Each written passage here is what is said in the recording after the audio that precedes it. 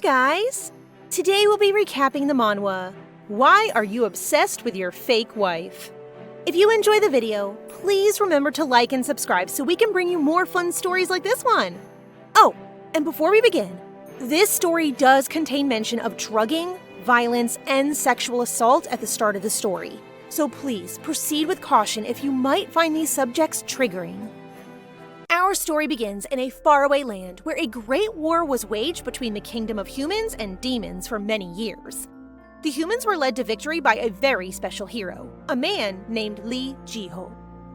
He was known by many titles: the man from another world, the dragon slayer, and also the man engaged to the outcast daughter of the Balazit duchy, Miss Nadia Balazit. Their engagement wasn't exactly the romantic fairy tale scene Nadia had always dreamed of. Before Jiho became the kingdom's favorite warrior, their fates were thrown together by their families against the young couple's will. You see, Nadia was far from the favorite in her family. As the daughter of Duke Balazit, she should have been spoiled, rich, pretty, and powerful. But as an illegitimate daughter, she was treated like an outcast by both her family and servants alike. Until one day, her father finally found a purpose for her. He wanted to use his daughter as a pawn for his family's sake, marrying her off to this strange man from another world who had been summoned to save the kingdom. Before anyone recognized him for his skills, Duke Balazit could tell that someday he would become a great man and arrange the engagement with his eldest daughter at once. Despite all this uncertainty, Nadia still hoped for a quiet, peaceful married life. Of course, I think we all know that was never going to happen. She's a protagonist. The word peaceful isn't in her dictionary. Before Nadia even knew she'd been duped, she was locked up in a cell and told she'd never see her husband again. As if that wasn't bad enough, the one who locked her up was her very own sister, Karine Balazit. Once Jiho went to war and became the nation's darling, the Balazit family decided that their illegitimate daughter was no longer suitable for the position of his wife. And you won't believe the lengths they went to in order to scrap the marriage. Jiho, supposedly the nation's most honorable man, teamed up with Duke Balazit and Karine to drug her at a ball and hire a man to take advantage of her. How messed up is that? By the time she woke up, she was half naked and surrounded by nobles, sneering and laughing at her. And her own father, sister, and fiancé planned the entire thing, even down to the minute details. Ugh, how despicable! What little reputation Nadia had was now ruined. Her engagement had been broken off, and no noble family would bother helping a disgraced and illegitimate daughter when even her own family shunned her. Using that as an excuse, the final act was to stage her own death. While Nadia was dragged away by thugs, Karine explained calmly that her sacrifice would protect their family's honor. I seriously can't believe these people. This woman is a true psychopath. Panicking as the rope tightened around her neck, Nadia thought back on her sad little life. She obeyed every command she was given and always tried to keep out of the limelight. She gave everything up for her sister Karine to shine, that same sister who smiled as she took her last breath. In the end, their plan succeeded, but things didn't end with Nadia's death. When she opened her eyes, she had gone back in time to 3 years prior, when she was 20 years old, before any of this mess began. At first, she can't believe it. Then, as the truth starts to sink in, Nadia realizes she's been given a second chance. But that's kind of a hard task. Like, how is she supposed to do things differently this time? Is it even possible to escape her evil half-sister and father? Or is everything destined to repeat itself? While Nadia is trying to figure out her strategy, she's interrupted by a very moody maid who starts yelling at her to get out so she can clean the room. And that pretty much makes the decision for her. Whatever happens, Nadia is going to get revenge. This time around, things will be different. As if to confirm her decision, the maid accuses her of staining the mirror with her fingerprints and even shoves her. What kind of servant treats their mistress so rudely? Apparently, the kind of servant who would also serve her the drug 3 years later at that fateful ball. I guess she was in Karine's pocket from the start. In this life, Nadia refuses to be beaten down and bullied, so she just smiles sweetly at the maid and walks off. She runs into the head maid in the corridor, who informs her that the king has come to visit her father. After putting on a proper outfit, Nadia answers her father's summons and is immediately scolded for being late. Ugh, will they give her a break already? While they're on the way to meet His Majesty, the Duke preps her for the meeting. There's some kind of ceremony coming up in which Nadia is supposed to give Jiho a laurel crown. Nadia remembers this from her past life. This ceremony has a long-standing tradition where a young woman of marriageable age gives a laurel crown to a hero for whom the ceremony is held. It's basically a confession of love, but Duke Balazit is also using it as a chance to make Lee Jiho the center of the ceremony. Obviously, he was the main hero of the war, but there are other warriors being celebrated too. By offering the crown to Jiho, Nadia will be following along in her father's plan to help him climb the social ladder and eventually end up as his wife again. And we all know how that ended, so she's got to get out of this somehow. While her father and the king sit down to discuss the ceremony, Nadia and Karine serve the tea and cakes like good little daughters. The king seems very angry about one man in particular, the northern Marquis of Winterfell, who is on hostile terms with southern society, including the royal family. Since he has also played a big role in the war, he's supposed to be celebrated during this upcoming event. The king is irritated by the idea of giving the Northerners a chance to get rowdy, so Duke Balazit reassures him that there is a way to keep them in check, by securing a marriage for the Marquis. Oh, come on! All these men ever think about is marriage! Is that all women are good for in this world? Even though it's predictable, marrying the Marquis of Winterfell to the daughter of a southern nobleman would be effective in subduing the tensions between the two regions. Suddenly, Nadia gets a brainwave. What if she offered herself for the job? Wait, is she serious? This girl was murdered in her past life because she acted like her father's pawn and married a war hero. Now she's going to do the exact same thing again just for a different man? You've got to be kidding me! Nadia hesitates for a split second, but ends up offering herself directly to the king. She makes it seem like she's trying to be a dutiful daughter, but really? She has a plan. At least, I sure hope she does. Her father and sister think she's crazy, mainly because the Balazit and Winterfell families are on famously bad terms. There's no guarantee that the Marquis would even accept a bride from the south in the first place, let alone the daughter of his worst enemy. But the king's curiosity is piqued. When Nadia suggests offering her laurel to the Marquis instead of Jiho, her father harshly calls her stupid and says he would never accept. Nadia seems scared, but she stands her ground. As they pointed out earlier, it was the Marquis who requested this ceremony in the first place. That must mean he wants to receive a laurel crown and maybe even to improve his standing in society. If he refuses a young girl's offering, he'll be considered a bad man, and his achievements at war will quickly be overshadowed by the drama of the ceremony. If he's not an idiot, he'll accept the laurel to avoid that situation, and after that, the king can pressure him into the marriage, and there'll be nothing he can do to refuse. Damn, our girl Nadia is one smart cookie! This is why her father should be using her for her brains and not her marriage prospects. The king seems pretty convinced, and surprisingly, so is the duke. But after His Majesty has left, Nadia gets an earful from her sister for being so bold as to go against the original plan. Even though her father has ended up benefiting, he also demands an explanation for her disobedience. After everything that happened in her past life, it's hard for Nadia to hold back the tears and defend herself. Her father isn't convinced that this was all just a ploy to choose her own husband, so she explains the political motivations behind her choice. As you might have already guessed, the current royal family are basically puppets of the Balazit Duchy, making the Duke effectively the most powerful man in the kingdom. If the northern families rebel, that puts him in a very dangerous position. So Nadia preys on his fears, convincing him that she did all of this so she could become a spy for her family, feeding them information from the north and removing the threat to her father's position. At this point, I'm starting to wonder how they manipulated her so easily in her last life. Like, was she always this smart? Obviously, the Duke can't refuse an argument like that. And when she makes up a story about becoming a rich widow when her father eventually defeats the Marquis, he's finally convinced. She's only been back one day, but already she's achieved her main goal, not getting married to Jiho again.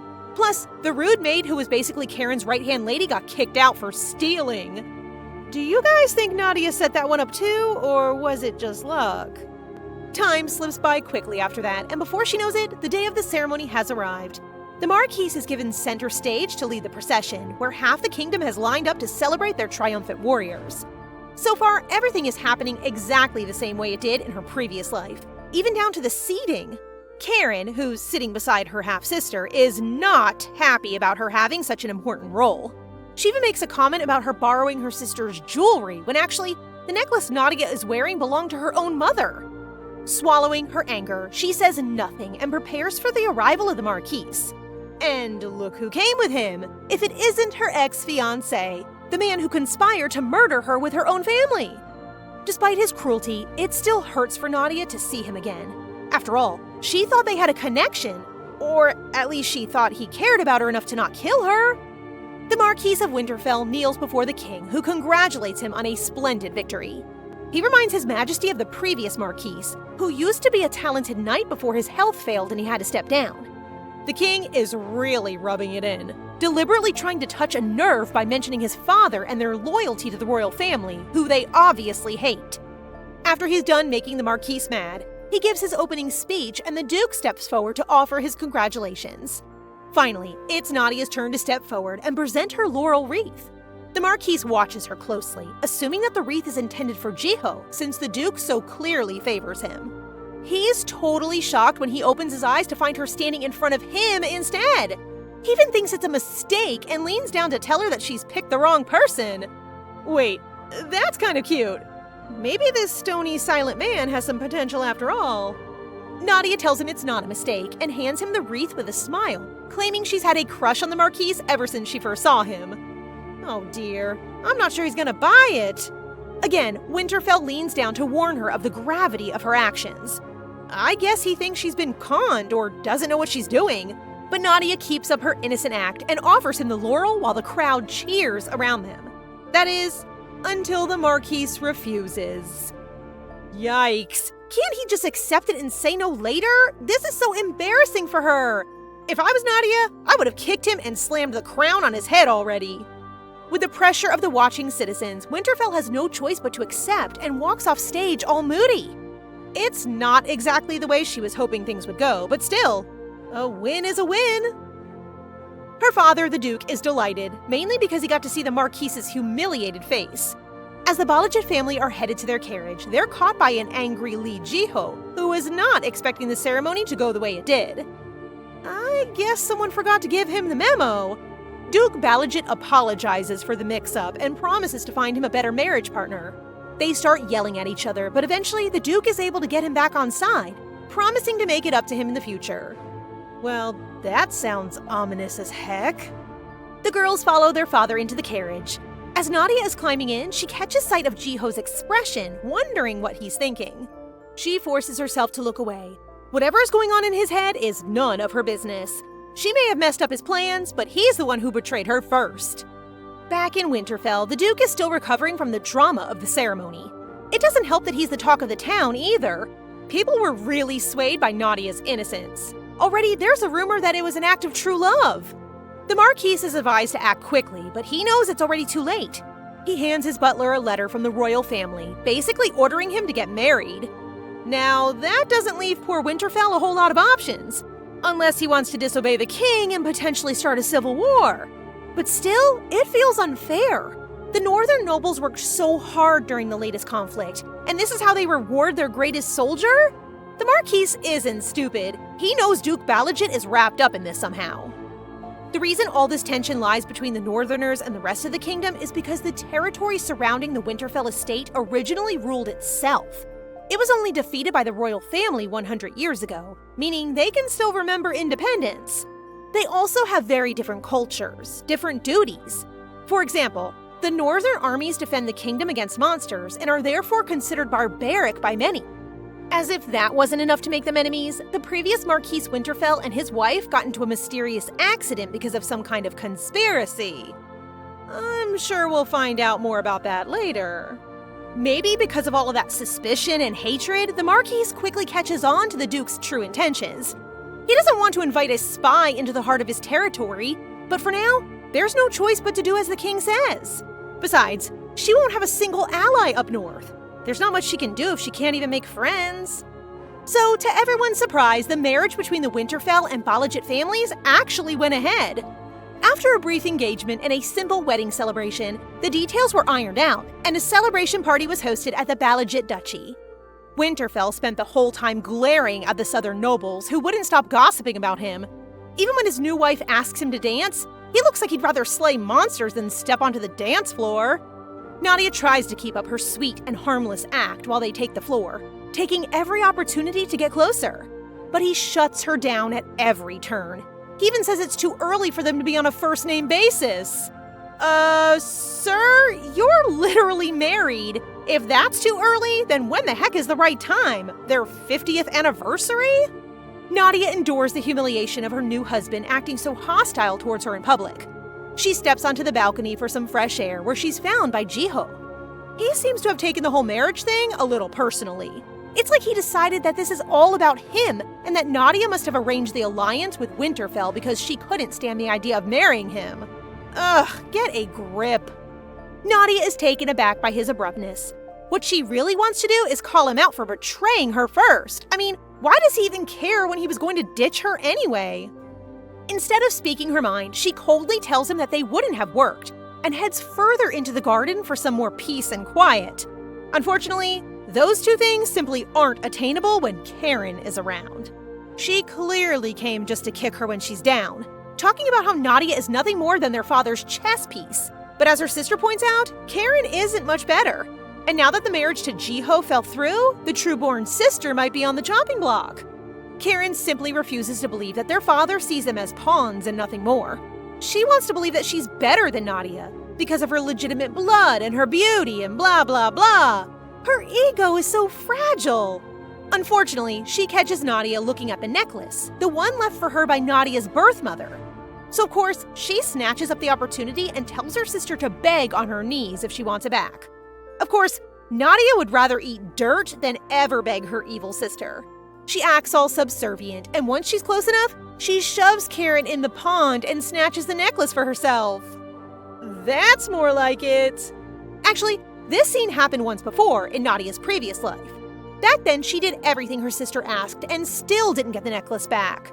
Now, she knows better. Guests soon rush over to help Karine out of the water. As soon as Duke Balazit appears, Karine starts playing the victim and yelling all kinds of nasty words at her half-sister.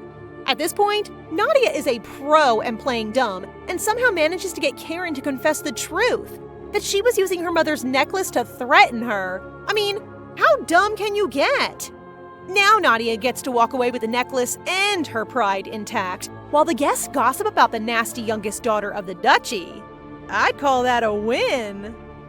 After the party, the Marquis travels back towards Winterfell territory with his new bride in tow.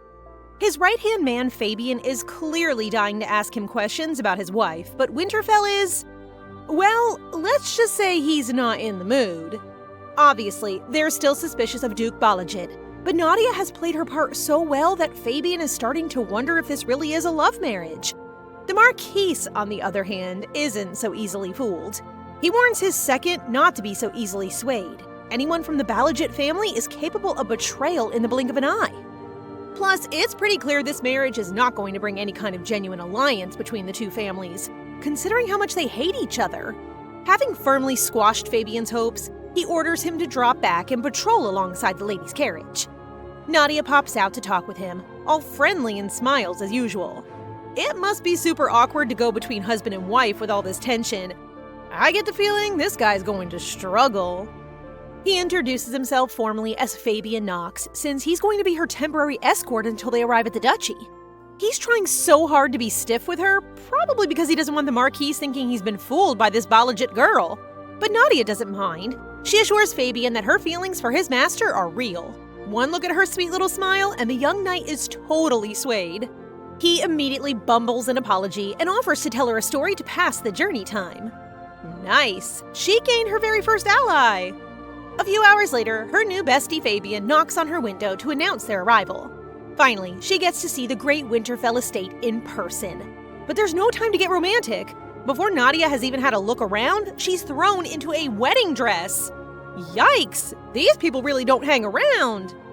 Apparently, the dress was brought to the estate by the previous Marchioness, Winterfell's mother. With the poor harvest and all the monsters roaming around, times are hard for the northern people. So it was decided that the wedding would be simple, not extravagant. The maids are probably expecting her to throw a fit, but Nadia takes it on the chin just like everything else. Plus, she is actually about to become a Marchioness. It's about time she started thinking about her people. Unexpectedly, Winterfell's aunt, Grace Greenwood, was listening just around the corner. She seems impressed with Nadia's attitude, which is a very good thing, since she's basically the highest-ranking member in the household since Winterfell's mother passed away and his father is bedridden. Getting on her good side is going to be very important. She compliments Nadia, saying that the dress suits her, but her tone becomes somewhat sinister when they talk about her nephew's dislike of the Balazit family. She says she wants to help Nadia become closer to Glenn, but seems more like she's trying to put the new girl in her place. As Grace heads out the door, she leaves Nadia with an ominous warning about the importance of the wedding night in a marriage. Yikes, this woman really is not a girl's girl. Why is she trying to get in her head about their first night together? For the next few days until the wedding ceremony, Nadia can't shake her fears. Up until now, Glenn had been so suspicious of her that she didn't even consider the possibility of spending a night with him. But he is a man after all. Maybe he's expecting that? While the priest is reading their vows, Nadia is starting to spiral.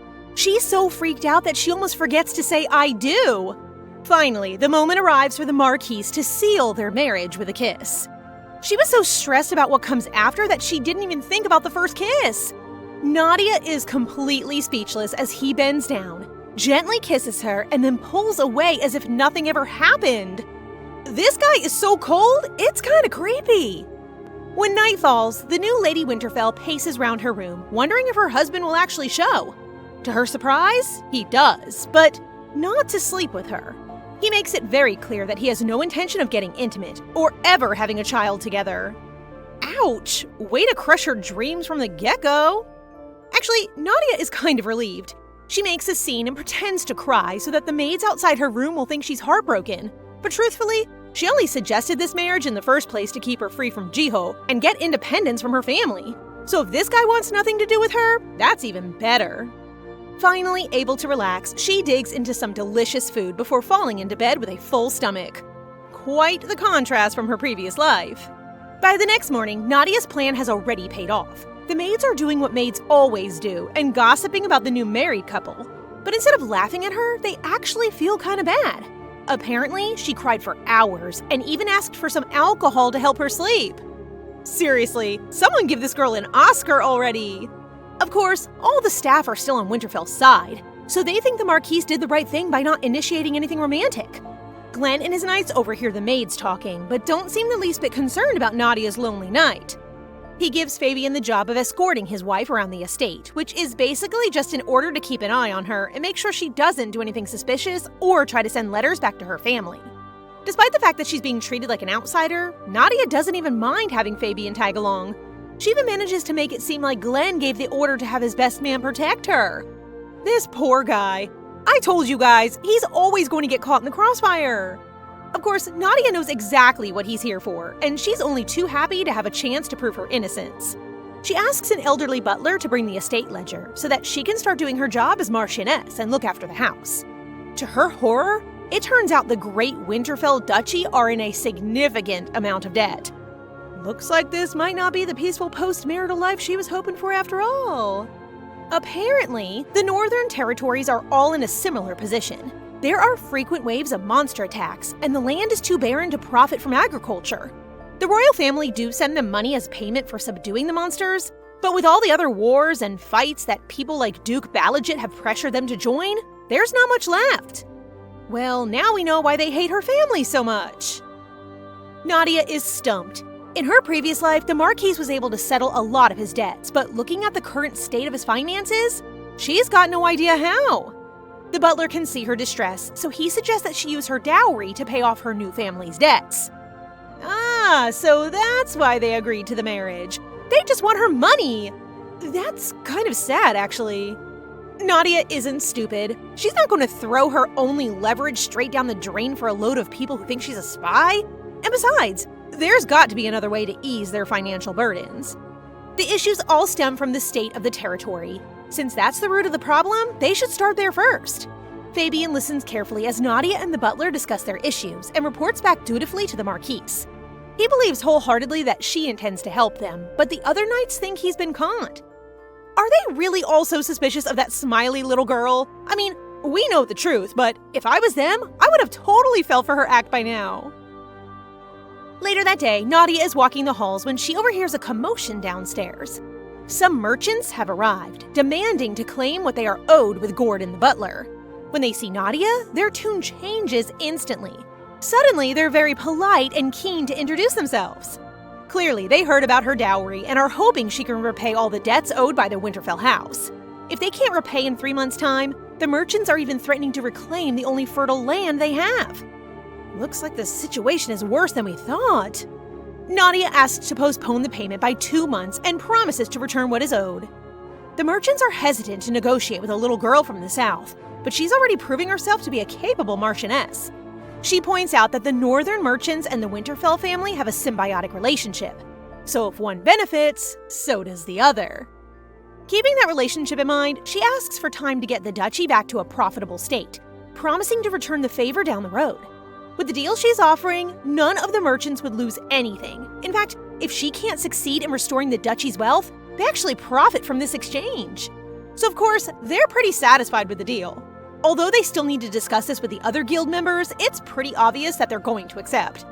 Once the merchants have finally cleared out, Gordon the butler asks why she would risk such an important plot of land for her scheme. Nadia's keeping her cards close to her chest and doesn't reveal her plans. But she does ask the butler to invite the merchants who accept the postponement to return to the estate to do business later on. You see, she only wants to trade with those who are patient enough to believe in and remain loyal to the Winterfell Duchy in their toughest times. That way, she can build the strongest partnerships with the most trustworthy merchants. For a girl who got tricked by her family in her past life, you have to give it to her. She's pretty damn smart. At a later date, she meets those merchants who accepted and proposes to start an herbal tea business using the greenbrier herb. At first, the merchants seem concerned. Greenbrier is more like a weed than an herb, and it's only used by commoners. Fortunately, that means the costs are low. But we know Nadia. She's an all-or-nothing kind of girl. So of course, she's going to use her incredibly precious dowry to buy up the entire market of greenbrier herbs. At this point, the merchants think she's crazy, and honestly, I can't blame them. But she offers to pay above the average brokerage fees, and with her influence and power, they don't have much choice but to accept. 2 months later, the news of Nadia's business reaches the ears of Madame Grace. Like everyone else, she thinks it's a ridiculous idea and asks Glenn to step in and put a stop to it. Of course, since she's acting with the dowry money, he has no right to stop her. But as his aunt reminds him, the repayment date is fast approaching. And from the outside, it does look like his wife has turned all her attention and funds to a pipe dream tea business while the family's about to go bust. Lucky for them, Gordon the butler comes running in to announce that's not the case. Nadia did it. She actually earned enough money to repay their debt in time. And if at this point you're wondering, how did young Nadia manage to turn a simple commoner's tea into a booming industry? Well, here's how. All across the south and north of the kingdom, the Black Death has been gripping the nation, spreading from family to family and bringing tragedy wherever it goes. Luckily, they've just discovered a cure for the Black Death. Yep, you guessed it, it's greenbrier herb tea. And don't ask me how a simple tea can cure a plague, because I don't know either. The point is, Nadia had already cornered the market and collected every scrap of greenbrier in the country by the time they figured it out. That's why she was so confident. She knew about the greenbrier cure because of the memories from her past life. Of course, she is a good person, so she didn't raise the prices crazy high. In fact, she made sure that the herb was distributed at affordable prices in areas where the plague was the worst. However, some of the Winterfell staff are worried. If the North has total control of the cure, the Southern nobles might start suspecting them of spreading the Black Death on purpose just for profit. Lucky for them, no one would dare accuse the daughter of the Duke of Balazit of such a thing. I really hope these people appreciate everything she's doing for them. It's only been 2 months and she's practically saved the duchy already. Not only did the greenbrier business do crazy well, but now the Merchant Guild have become firm allies she can depend upon in future. With all the money she earned, Nadia is able to pay off their debts like a total girl boss. The merchants who initially rejected her postponement proposal are now kicking themselves. Clearly, they underestimated this little lady. The Marquis watches the merchants leave, still in shock at what his wife accomplished. As always, he seems suspicious and asks how she knew to buy up the greenbrier stocks. Nadia explains that she saw a report go through her father's office about the Black Death and knew it would soon spread across the country. The maid who took care of her when she was a child knew a lot about natural herbs and remedies and swore by greenbrier to cure the Black Death. Well, that's what she tells Glenn. What was she supposed to do? Admit that this is her second life and that she knows the future? He'd probably have her admitted to a psych ward. The Marquis is slowly starting to defrost his cold and calculating attitude towards Nadia. For the first time, he sincerely apologizes for doubting her. He wants to know why she went to such lengths to benefit her father's enemy, but Nadia just flashes him those big puppy eyes of hers and turns on the charm again. I can't believe he hasn't fallen for her already. The Marquis may not be smitten, but he is willing to repay the favor she's done for his family. If it were me, I would ask for money or something. But Nadia has an endgame here, so she uses this opportunity to ask for a hug. Aww. Glenn is all flustered. He still believes she's the arch-villain type, but to her surprise, he does actually hug her back. Don't you guys think they look so good together? I'm really rooting for these two. While these two are still holding each other, there's a knock on the door announcing Nadia's meeting with her business managers. As she's leaving, she thanks her husband for granting her request and gives him a gentle smile. Surely, even the Marquis of Winterfell can't resist her for much longer. Since the Greenbrier boom, business has been going well, as you probably expected. Nadia has taught her managers all sorts of admin tactics to help things run smoothly. Actually, she learned most of them from Jiho during the time before they were married.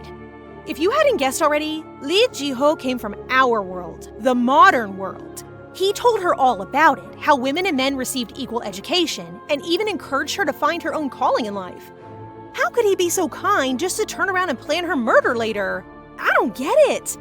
Despite the heartbreak, their time together did give her a lot of new skills, and they're certainly helping her now. The visiting merchants caution Nadia to keep an eye on Shylock, the merchant who doubted her the most and hoped to make a profit from the Winterfell's downfall.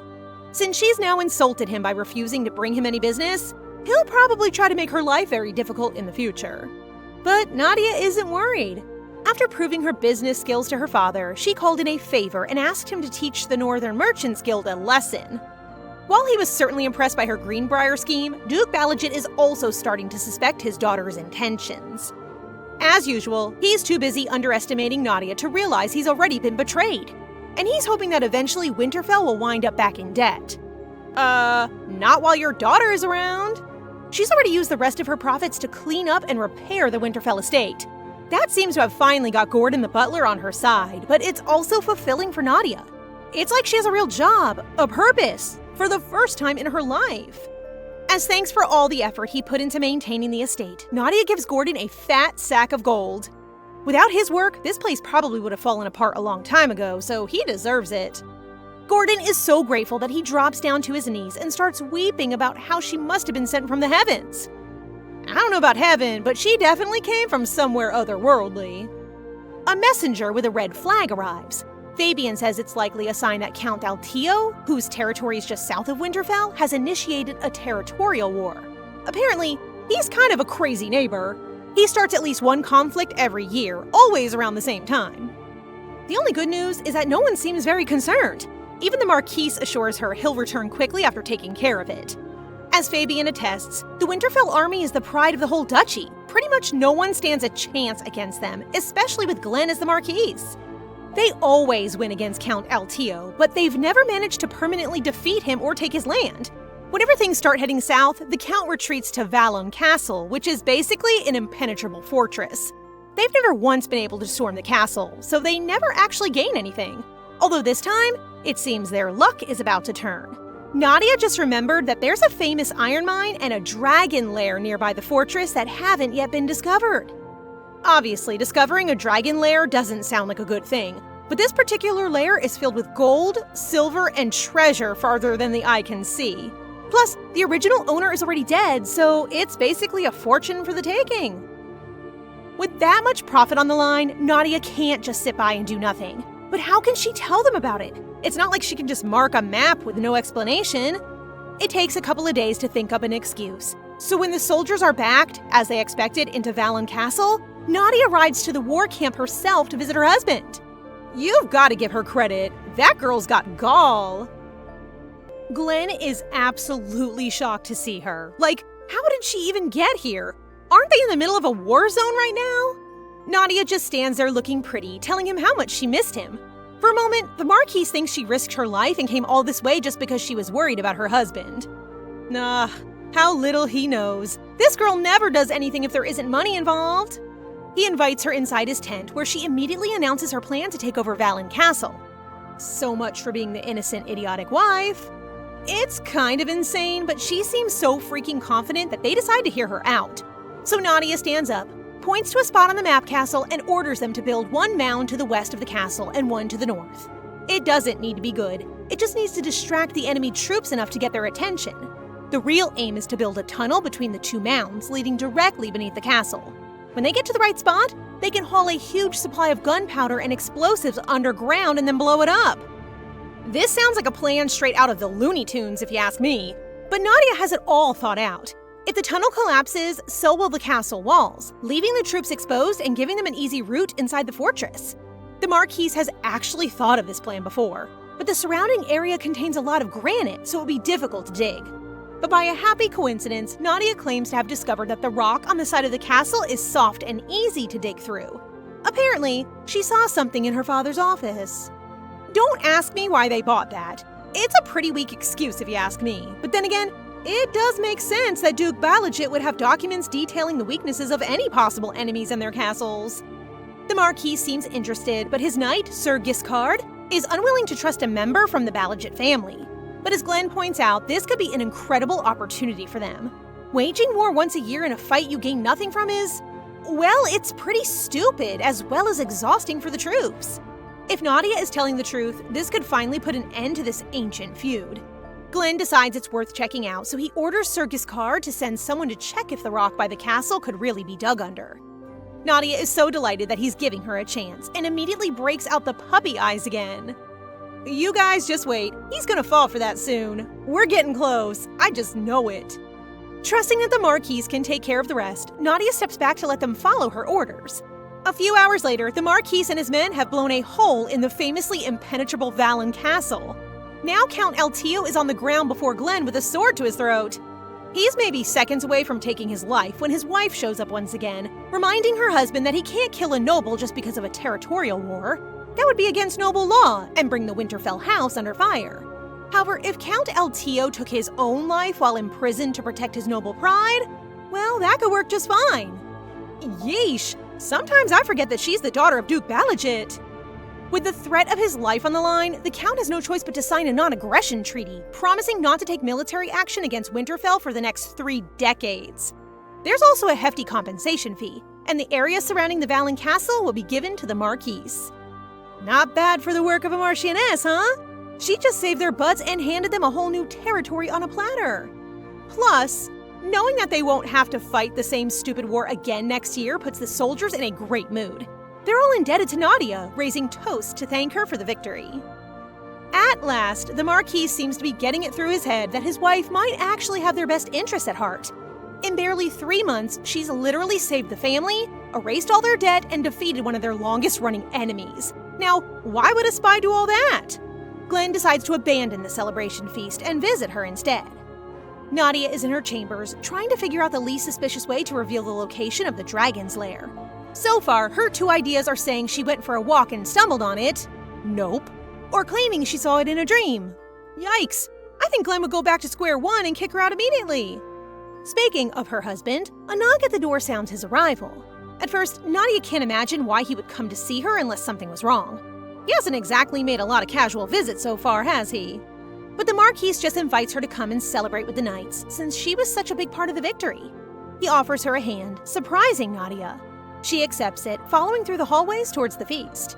Since it obviously looked like she was up to something, Nadia says she was trying to figure out what to do with the new territory they've acquired, especially the mines. She's rambling on about iron ore and productivity when she suddenly loses her footing. Glenn catches her just in time, and the 2 of them end up close. Very close. I'm telling you guys, he's falling for her. Just look at his face. The moment Nadia arrives, the knights shower her with compliments and congratulations. They're all very drunk already, everyone except Sir Giscard, who comes forward to formally apologize for doubting her earlier. Nadia thanks him for the gesture, but of course, she understands why he didn't trust her. Who in their right mind would trust a member of the Balazit family? She certainly wouldn't. But she assures him that her loyalty and status are now tied with the Marquises. That means any future disrespect towards her is the same as disrespecting Winterfell itself. And for that reason, she insists on issuing him a punishment. Damn, Glenn really got himself a girl who can do both. How can she be so cute and scary at the same time? The Marquis is about to step in, and the soldiers look kinda scared, until Nadia reveals that the punishment she had in mind was a penalty drink. It seems like she's joking until the maids wheel out these giant barrels of drink, one for each person. Sir Giscard seems to understand that this really is a punishment and dutifully downs his barrel. These poor knights might be smiling now, but something tells me they'll hate her tomorrow. Late that night, while everyone else is probably passed out, Nadia sneaks into an office to slip some kind of document among a pile of papers.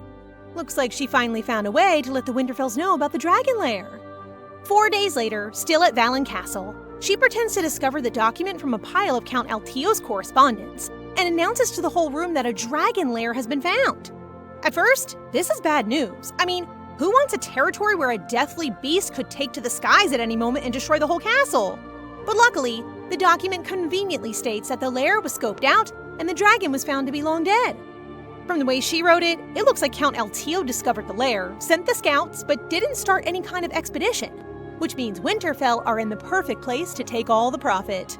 At this point, the Marquis has no idea how they got so lucky. After decades of strife and poverty, how did so many good things start happening the moment his wife showed up? I don't know about you guys, but I think she's straying a little too close to the line. What's even more suspicious is that Nadia's handwriting is so bad the others couldn't actually read the document. That's why no one said anything for 4 days. They thought it was some kind of doodle when they first found it. A little flustered, Nadia just jokes that she's used to reading bad writing because of her father. This girl has got to be more careful.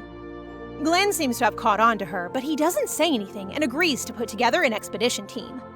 While exploring the new land they've earned, they encounter a very fertile region with surprisingly little evidence of farming. It turns out Altio wasn't just an idiot, he was also a really bad lord. He raised the taxes so high that people couldn't afford to farm, which even started a famine in his own territory. Of course, now that Winterfell owns it, they can relocate their own farmers to take care of the plains, but they'll still be short of workers. So Giscard suggests they recapture some of the residents from Altio's land who ran away after the war. But that seems a little cruel. For the sake of their reputation, Nadia instead suggests they accept refugees and give them jobs tending to the land. At this point, she has done enough to prove her worth, so the Marquis offers her the chance to solve this problem. Nadia is confident she can find a workforce for the farms in just a few days. All she needs is her husband's sword. Wait, really? Can she even carry that thing? Glenn hands it over without hesitation, but he gives it to Fabian instead of her because, well, let's be honest, she's really not that strong enough to lift it. But she doesn't actually need to touch it in order for her plan to succeed. Nadia has a sort of sword in the stone type strategy and decided to place the Marquis's sword in the center of town. Anyone able to draw the sword will be given 10 gold bars, but because the townspeople are still afraid of their new lord, they'll think it's a test and have so far refused to touch it. But we all know what humans are like. Eventually, the idea of money is too much to resist, and a brave young man named Peter gave it a go. But instead of being executed like the people feared, Sir Giscard showed up and came through on the Marquis's promise. 10 gold bars were given to Peter while the rest of the townspeople were so shocked they could hardly speak. If you hadn't already guessed, Nadia's reasoning for all this is to get the Count's people to trust their new protectors, the Winterfell family. The story has already spread to other villages where people have begun flocking to Valen Castle to meet and celebrate their new ruler. This way, people will actually believe when Glenn lowers taxes and will willingly come to take up the job of farming the new land. She's done it again. I honestly don't know how she comes up with this stuff. Within days, people are flooding back in and bringing Nadia requests, documents, and approvals for work. Glenn watches her closely, still uncertain about her motivations. She seems very keen to help his people, but actually, other than when she turns on the charm, she's not actually very interested in her husband. At least, she doesn't make a special interest to be around him or talk much when they're working together. It looks like Miss Nadia needs to step up her romance game or else he's going to start doubting her again. Suddenly, Fabian runs in, announcing that they've discovered the blueprints to Valen Castle. This is a huge discovery because the castle was so impenetrable for so long that many of its inner workings are still unknown to its new owners. The interior layout is practically a maze, probably designed to confuse any invading enemies who actually made it in. There are lots of hidden corners and secret rooms, which might still contain treasure they haven't discovered. But one thing they're looking for in particular is dwarven-made wares. You see, Count Altio worked with the dwarven race in the past, who are famous for crafting high-quality steel products like weapons and household goods. They were hoping to search the castle and find a sign of the dwarves, or at least how to contact them for their services, but so far, they've turned up nothing, even with a blueprint in hand. By a stroke of luck and genius, the Marquis discovers a secret passage at the end of an unsuspecting hallway. Even Nadia didn't notice. They enter a whole new floor in what looks like a dungeon. It's not listed anywhere on the map, and there are bloodstains on the walls, so I think it's safe to say he wasn't hiding any old treasure down here. They finally reach the forge, where specially crafted weapons are laid out all along the walls. They hear a strange noise from behind a locked door, so the Marquis kicks it down to reveal a load of jail cells holding captured dwarves. No way! That's barbaric! They have been trapped here so long they didn't even know the castle had been taken over, and are shocked to find out that Count Eltio is no longer running the place. Glenn breaks into the cells immediately and walks over to the prisoners, raising his sword. Nadia thinks he's going to kill them and runs over to stop him. Jeez, girl, who do you think you married? He was only trying to break their chains. Once he's freed them, Glenn asks their leader to explain what Count Eltio did and how they ended up here. It turns out these dwarves are talented craftsmen. They only came here to explore the world beyond the dwarven settlements and see what new things could be produced using materials and techniques from foreign lands. But the humans didn't welcome them. They called them monsters and turned them away, even when their children were sick and needed help. Eventually, things got so desperate that they decided to visit the castle, hoping that Count Eltio might take pity on them. Of course, we all know that didn't happen. The Count was about to throw them out when one of the dwarves showed proof of their craftsmanship. Suddenly, the evil Count saw an opportunity and welcomed them into the castle. He acted like a host, letting them stay as long as they wanted, so long as they produced whatever he asked of them. He basically made them slaves. When the dwarves tried to leave again, the Count refused. He didn't want to risk them going elsewhere and lending their skills to his enemies, so he trapped them in the dungeons and threw away the key. Now I really wish they had killed the Count when they had the chance. The Marquis wants to improve their situation and offers to pay them for the work they did under Eltio. He also offers them medical treatment and a chance at freedom, but Nadia invites the dwarves to stay with House Winterfell instead. They can keep them safe from any other horrible humans, give them a proper wage in return for their work, and holidays so they can explore the human world. Glenn backs her up, promising to give them freedom and safety if they do choose to join them. So of course, the dwarves accept, which is a huge win for House Winterfell. Remember, the castle is surrounded by a load of iron mines. So in just a few weeks, the dwarves have forged them plate armor, a huge improvement from their previous chainmail. And of course, this was Nadia's idea. Isn't it always? Although it actually came from Jiho, who made plate armor more popular in the future. He's in for a nasty surprise when he sees the Northerners wearing it before he even shared the idea. Now that they've got all the money from the Greenbrier business and the Dragon Lair, new territory and subjects from the Count's territory, and an upgraded army, the Winterfell house is practically unstoppable. By the way, is anyone else wondering how Duke Balazit is feeling about all of this? I feel like he's going to raise his ugly head and start threatening his daughter again sometime soon. Nadia doesn't actually care what he's thinking, since her plan is to destroy the Balazit family in the eventual war between the North and South, so she doesn't care about aggravating them. She just wants to help her husband build his forces so that she can get revenge. But there's still a long way to go before all of that. Nadia asked Fabian to secure some beautiful glass brooches for her, so that she can give them as presents. It brings back a memory from her past life, the only time she was ever given a present. It was after a ball, where she got more attention than her sister, so Karen flew into a rage and tried to hit her. Jiho appeared at just the right moment and stopped her, pulling his fiancée away and gifting her a new dress to wear to dinner. Oh my gosh, not again! Is anyone else seriously confused about this guy? I'm starting to wonder if he didn't actually have any involvement in Nadia's murder. Maybe Karen just made it all up. He was so sweet and gentlemanly back then, buying her a dinner, calling it their first date. Nadia wanted to return his kindness, so she taught him table manners, since he didn't ever use silverware or fancy cutlery in his home world.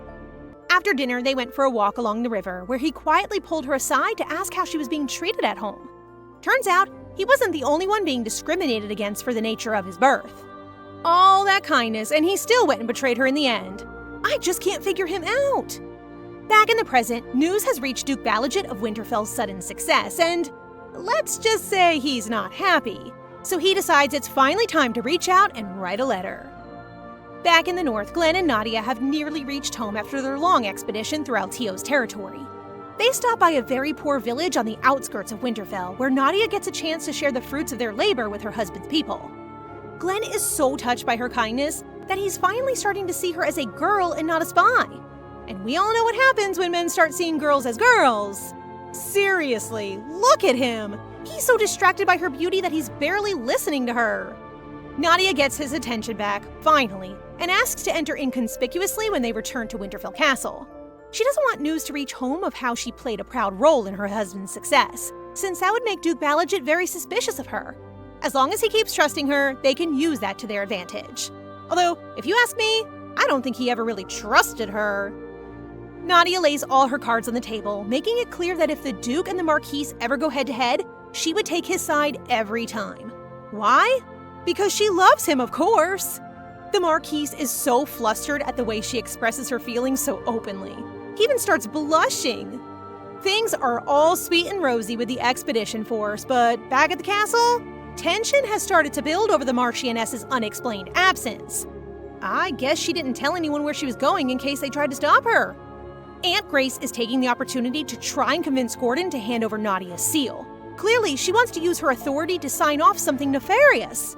Uh-oh, what is she up to this time? This auntie has no idea and assumes that Nadia ran away while Glenn is away, prompting Gordon to inform her that the lady is actually with the Marquis. However, this causes the aunt to create more of a fuss, claiming that Glenn is in danger with our girl, which she considers suspicious, but thankfully, Mr. Butler is on Nadia's side and simply shrugs whatever the aunt says, which baffles her as how Nadia was able to win him over. Glenn and his troops show up shortly after, so Aunt Grace makes sure to welcome and congratulate him. As soon as she spots Nadia close behind, she puts on an act of relief and asks why she decided to join the battlefield. In response, Nadia puts on her Oscar-winning act, saying that she simply missed her husband very much. Grace is surprised by her innocent behavior, so she changes her plan and scolds Nadia for interrupting Glenn's work on the battlefield, prompting Giscard to join their conversation. The aunt believes Sir Giscard would say something and embarrass Nadia, but bleh, you old lady. Giscard merely reminds her to be respectful of the Marchioness, who traveled all the way to join them because she was concerned about them.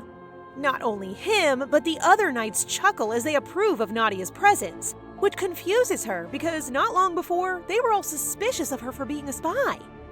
What can I say? Her charm and intellect are wooing everyone. However, what makes her head spin even more is when Glenn pulls Nadia closer to him, also reminding her that Nadia is now the lady of the house.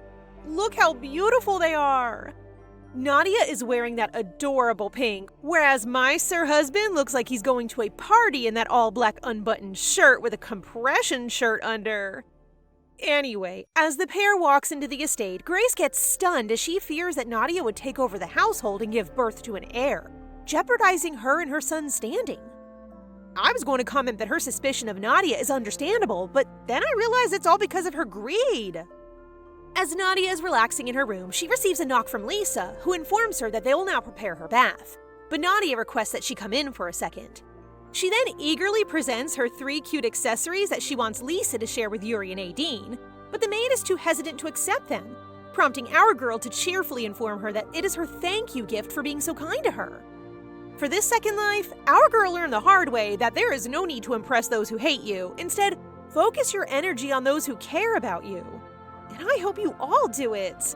Regardless, Lisa is deeply moved, and the 3 maids are now joyously discussing how wonderful their Marchioness is. This prompts Lisa to express her concerns about the Marquis's continued coldness towards their lady, a sentiment shared by the other 2. As a result, these 3 cupids devise a scheme. As she dips in a tub filled with red flowers, Nadia thinks it's sweet that the 3 maids made it for her. What she doesn't realize, though, is that they have something even more, amazing surprise in store. Glenn in his robe. Oh my goodness, please give these maids a raise! Glenn hastily turns away and explains that his bath is being repaired, so he has been told to use this bath, while Nadia gives an awkward smile, realizing that Lisa's wink earlier was because they had this plan in mind.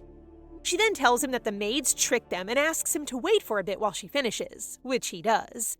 Just as he's about to leave, the realization hits him.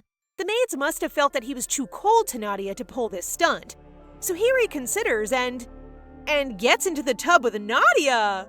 My heart cannot take this. He then explains that if he leaves, the maids will assume he has rejected her again, which surprises her that he's being considerate, so she smiles and agrees. "Lady, how can you be so calm when this gorgeous man is beside you?" She even has the guts to propose that they bathe each other like a loving couple, which is when she decides to take a look at those abs. 1, 2, 3, 4. Whoops. Sorry, that's me staring. What I mean is that she notices the scar on his chest and is going to touch it. Understandable. Prompting our guy to stop her, and he is now blushingly frustrated with her boldness. Probably because their situation is so awkward, Nadia suggests that they just talk, which reminds Glenn that he hasn't properly thanked her, considering the fact that Winterfell is prospering and even has a stronger military because of her. He expresses his heartfelt gratitude, which makes her overjoyed because no one has ever said something like that to her, and she now feels so proud of herself.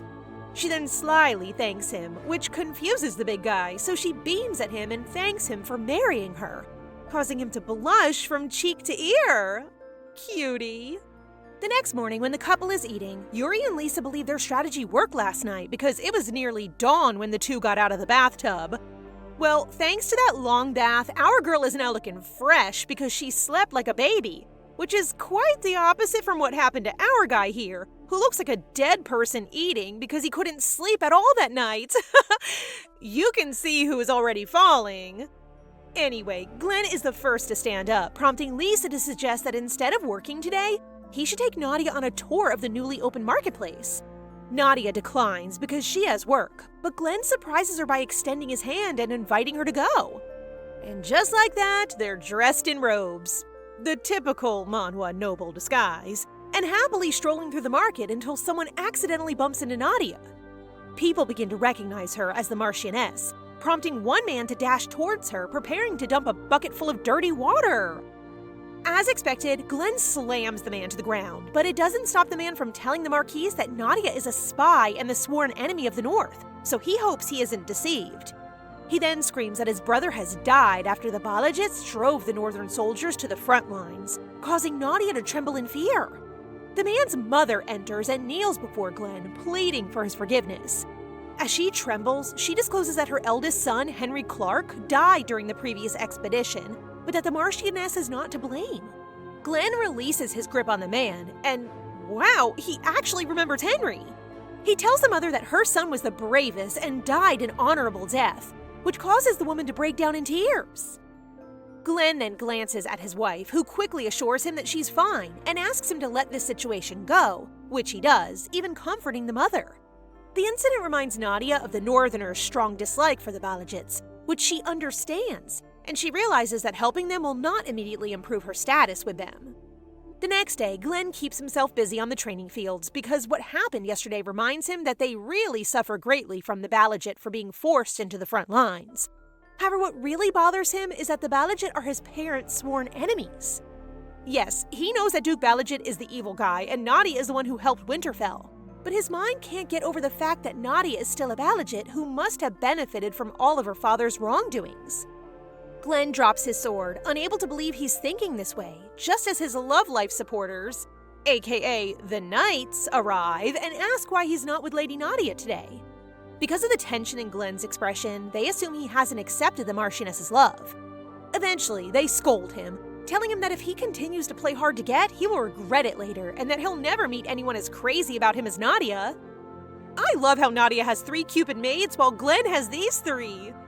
Even though Glenn knows Nadia is perfect in every way, he can't help but feel guilty about falling for her because he doesn't know what to tell his sick father and dead mother if he does. To make it clear, he's not holding Nadia responsible for her father's sin, but falling in love with the daughter of the man who murdered his mother is an entirely different matter, which is why he's trying to ignore his feelings. Honestly, his inner conflicts are valid, but I really hope he learns soon that Nadia was never really considered a daughter. Is that trash even a father? The couple is now dining in silence, and Nadia can tell it's all because of the incident at the market. So she attempts to lighten the situation by telling Glenn that he doesn't have to worry about her. But Glenn simply refuses to talk about it at all. This only adds to her concern, so she insists that they must address their issues through discussion and that she's being honest in saying that she will choose him over her father. However, as she is ready to finally tell him how abusive her father is, Glenn unexpectedly yells at her to stop, which shocked our poor girl. Even Glenn is startled by his reaction, so he quickly apologizes, which she accepts with a sad expression. The truth is that Glenn is simply upset with himself because he's beginning to develop feelings for the daughter of the man who killed his mom. As she passes down the corridor, Fabian rushes up to her, concerned because he has noticed how the Marquis is treating her differently. After that, he decides to fill her in on the story of the Marquis's parents, which she remembers and is aware that it was the carriage accident that caused the parents to fall from a cliff. As a result, Glenn's mother died and his father is now in a coma, with Duke Balazit as the main suspect. This guy can read his master and knows Glenn is simply conflicted over loving his enemy's daughter, so Fabian hopes Nadia realizes that she is not to blame but that the situation is just difficult. Even if Nadia knows why people hate her father, the truth is that the Duke is not responsible for Glenn's parents' accident. Oh, that is surprising. Anyway, she heard this in her past life when her father heard about the accident. She questioned if he was behind it, which insulted this evil man, and he proudly stated that he would not pull such a clumsy trick by having someone survive the accident. Besides, with the parents gone, Glenn ends up being the new leader of Winterfell, who is actually much smarter than his father, so this situation is a headache for him. Plus, no southern noble may act without his commands, hence the culprit must be from within Winterfell. Not gonna lie, her father is such a sassy villain. Our girl is now considering ways to find the true culprit because she knows no one would believe her if she starts throwing tantrums claiming her father is not to blame. Speaking of her father, she receives a letter from him requesting that she write him frequent letters, which is so simple to interpret that even a fool can figure out the secret meaning. Despite the fact that she will appear to be a spy, her father is taking a risk by warning her to provide information on Winterfell, given that she has not written him letters. Finding the culprit, plus her father's actions, drives her to take action. The next day, Nadia decides to go to the training grounds where Glenn is practicing archery because she wants to make sure her relationship with him will not drift apart. So she approaches him smilingly and asks him to teach her archery. But the way he walks away makes her worried that he's becoming increasingly uncomfortable around her. However, her face brightened up when my guy here is actually just picking a beginner-friendly bow for her. Glenn shows her how to do it correctly, but how can she concentrate when this man's face is so near to hers and his hand touches hers? This turns Nadia red and she fires the arrow incorrectly, prompting Glenn to tell her that she needs more practice before apologizing again for raising his voice earlier. He quickly averts his gaze, his ears flushing, expresses his thanks for her attempt to approach him, much to her delight. What have we learned, ladies? Sometimes we just have to swallow our pride and make a move. Aideen sneaks into the woods one evening to sew and gets caught by Jacob, a man working for Grace, prompting Aideen to claim that she's only gathering firewood for Lady Nadia. However, Jacob discovers her sewing supplies and concludes that she's working extra work. Personal maids are not permitted to work odd tasks, so he leads her to Madame Grace while Aideen attempts to propose that she give him money, but this man refuses to be engaged in her dirty business. Jacob then pushes Aideen to the floor, leaving Grace confused. So Jacob explains that the maid is doing sewing work for extra money, which is plainly not permitted, and advises that they terminate her. This prompts Aideen to become frightened and desperately explain that she needs more money for her sister's treatment, prompting Auntie to give Aideen that nasty smirk and immediately hand her a bag full of gold coins. No, I like Aideen! Please don't be like those wicked maids! Hold on a second. Someone from Winterfell? It's not a stretch to guess that this old hag is the true culprit, right? Anyway, the next morning, Grace visits Nadia in her office and notices she's writing a letter to her father. The two then decide to sit down and talk, and Grace apologizes for suspecting her of being a spy. But after hearing the opinions of the people in the mansion, she realizes she was mistaken. This old lady begins to cry as she asks for Nadia's forgiveness, but to her surprise, our innocent-looking girl quickly accepts. Now that's done, Aunt Grace advises that she meet Glenn's father since he doesn't have much time left, which surprises Nadia because when she first arrived in Winterfell, no one would let her near Glenn's father's room because they all thought she was a spy. So she accepts Grace's request. However, as soon as Grace leaves the room, Nadia's smile fades and turns into the she knows, and I know she knows expression. She's too smart not to notice your trick, oldie. After that, Lisa approaches Nadia, wondering whether she's actually going to visit Glenn's father, which she confirms, but not right now because she needs to figure out who the real culprit is. Lisa then tells her to be cautious around Madame Grace, which Nadia much appreciates as they both spot Aideen and Grace talking outside, which surprises Lisa as Nadia sips her coffee, looking very serious. At least she's now aware that someone on her side is betraying her. Not long after, Gordon takes Nadia to Glenn's father's room, where she is astonished to discover how seriously ill he appears.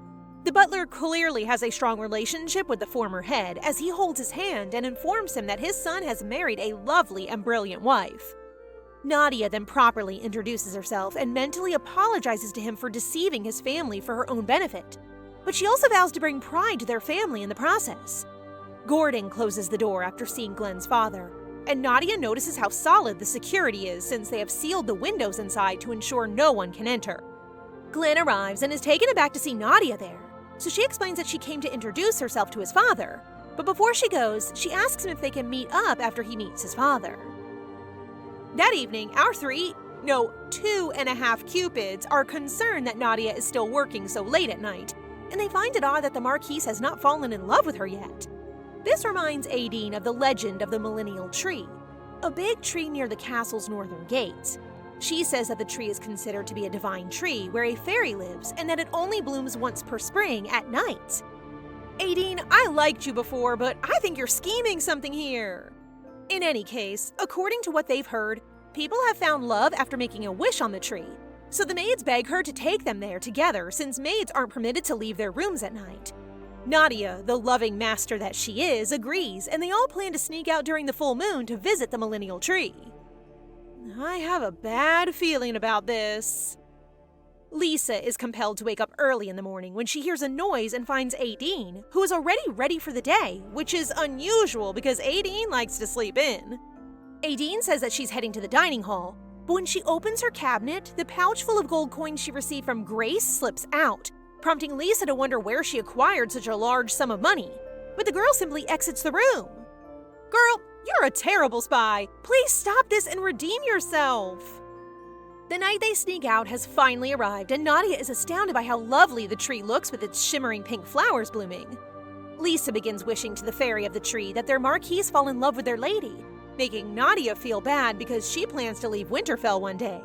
So Nadia makes a wish as well, for Glenn to find true love and to live happily with his new wife in the future. She grins because she knows whoever that lucky girl is blessed, given that while Glenn appears cold, he's actually a very warm guy. But as she says this, her heart begins to ache. 'Cause you're falling too! Lisa then requests that they stay a little longer, but Aideen notices that their lady is already shivering from the cold and offers to take her inside first, giving Lisa and Yuri to take their time. However, Lisa thinks it's weird that Aideen is escorting Nadia to the south gate rather than the direct path, which is the north gate. No, Lisa, go with them! Nadia is now strolling with Aideen when they are abruptly halted by Tristan, the castle's security leader, prompting Nadia to insist that they're only on their way to her bedroom. However, Madame Grace appears, stating that Nadia is lying and is clearly attempting to escape the palace. To prove this, Grace shows Nadia the letter she is meant to send her father and lights a candle on it, revealing a hidden message about completing her mission. Nadia remains calm and insists that she never wrote such a thing and that someone is trying to frame her. Nevertheless, Grace does not stop there and has the doctor, Glenn, and Sir Giscard witness the entire confrontation. The doctor reveals that Glenn's father's condition has unexpectedly worsened and his life is now in danger. I am pissed with Aideen and this aunt, but I'm ready for the drama. After the doctor reveals Glenn's father's condition, Grace suspects Nadia is behind it because the letter mentions her mission, so she advises Glenn to have Nadia investigated right away.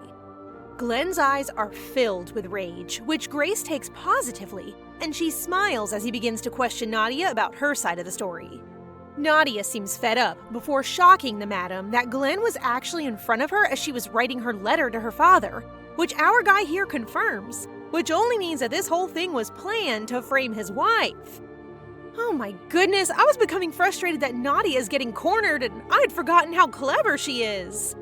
Look whose voice is trembling now. Grace, you sloppy villain.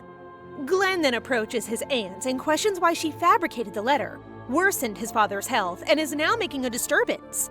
He looks at her with frightening eyes because if she succeeds in her plan today, the truth about her being the mastermind behind his parents' carriage accident would never be revealed. Grace responds that he is talking nonsense since she would never hurt her own brother. But our guy is not stupid enough to miss that if his aunt loved her brother, she wouldn't frame Nadia in this manner. After that, he orders the knights to arrest his aunt, prompting her to come up with a plan to get away by blaming Adine for modifying the letter. However, Nadia promptly defends her maid and informs the madam that Adine doesn't really have a sick sister. The madam pauses, then realizes that she was the one who fell into Nadia's trap the whole time. Wait, what? So it was all pretend? Okay, let's go back to when Nadia planned everything. Remember when she requested Glenn to see her? She actually told him that the South had nothing to do with the carriage incident, and because Glenn was almost involved in it, she asks who would benefit the most, which intrigued Glenn and led him to admit that it was his aunt. However, Nadia clarifies that this is her only guess, but she has a plan to see if it's true, so she wants them to work together on it. After securing Glenn's agreement, Nadia selected Adine, her most trusted maid, as the bait, which ultimately led her to working under Grace.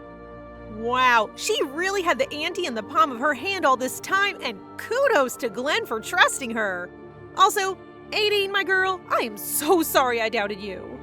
Now that everything has been sorted, Glenn leads Nadia back to her room, but before she enters, he pulls her in for a hug. Oh, look at those squished cheeks! Nadia is taken aback, but he clings to her even more tightly in an embrace of relief, for it was her help that led them to the person responsible for his mother's murder. He takes a step back and looks at her, glad that Nadia is not the killer's daughter, but he quickly snaps out of it when she asks whether he's okay. Eventually, he pulls away and has had enough of suppressing his feelings, but he chooses to hold off on his confession for now, gently encouraging her to take some time to rest. After a few days, Giscard has finished investigating Grace and is now informing the Marquis that his aunt aimed her own son to take over Winterfell. She devised a thorough plan to plant her own people in the mansion and stage the carriage accident, which turns Glenn's mood sour, and he orders Giscard to execute everyone involved and seize Grace's family assets. After that, Giscard also discovered that the painting hanging in Glenn's father's room, which Grace gifted him, contained a dye called toxus. This plant has been banned from distribution due to its toxicity, but because the painting incorporates a mix of normal dye, the healthy individuals near it are unaffected. However, for a sick person, such as his father, this may prove fatal. For the time being, they've removed the artwork, so his father is stable and under supervision, which is a relief. Whoa, Sir Giscard was very thorough in his investigation. Meanwhile, Nadia is working on her archery skills and growing fairly excellent at it, prompting her #1 fan, Fabian, to start gushing over her abilities. He is like her puppy. Anyway, because they've already identified the real criminal, Fabian is confident that the Marquis will confess now, prompting Nadia to smile awkwardly before leaving. The truth is, that night when Glenn is about to tell her something, she has a hunch he would confess his love, which is now making her very troubled because her plan to leave Winterfell stays.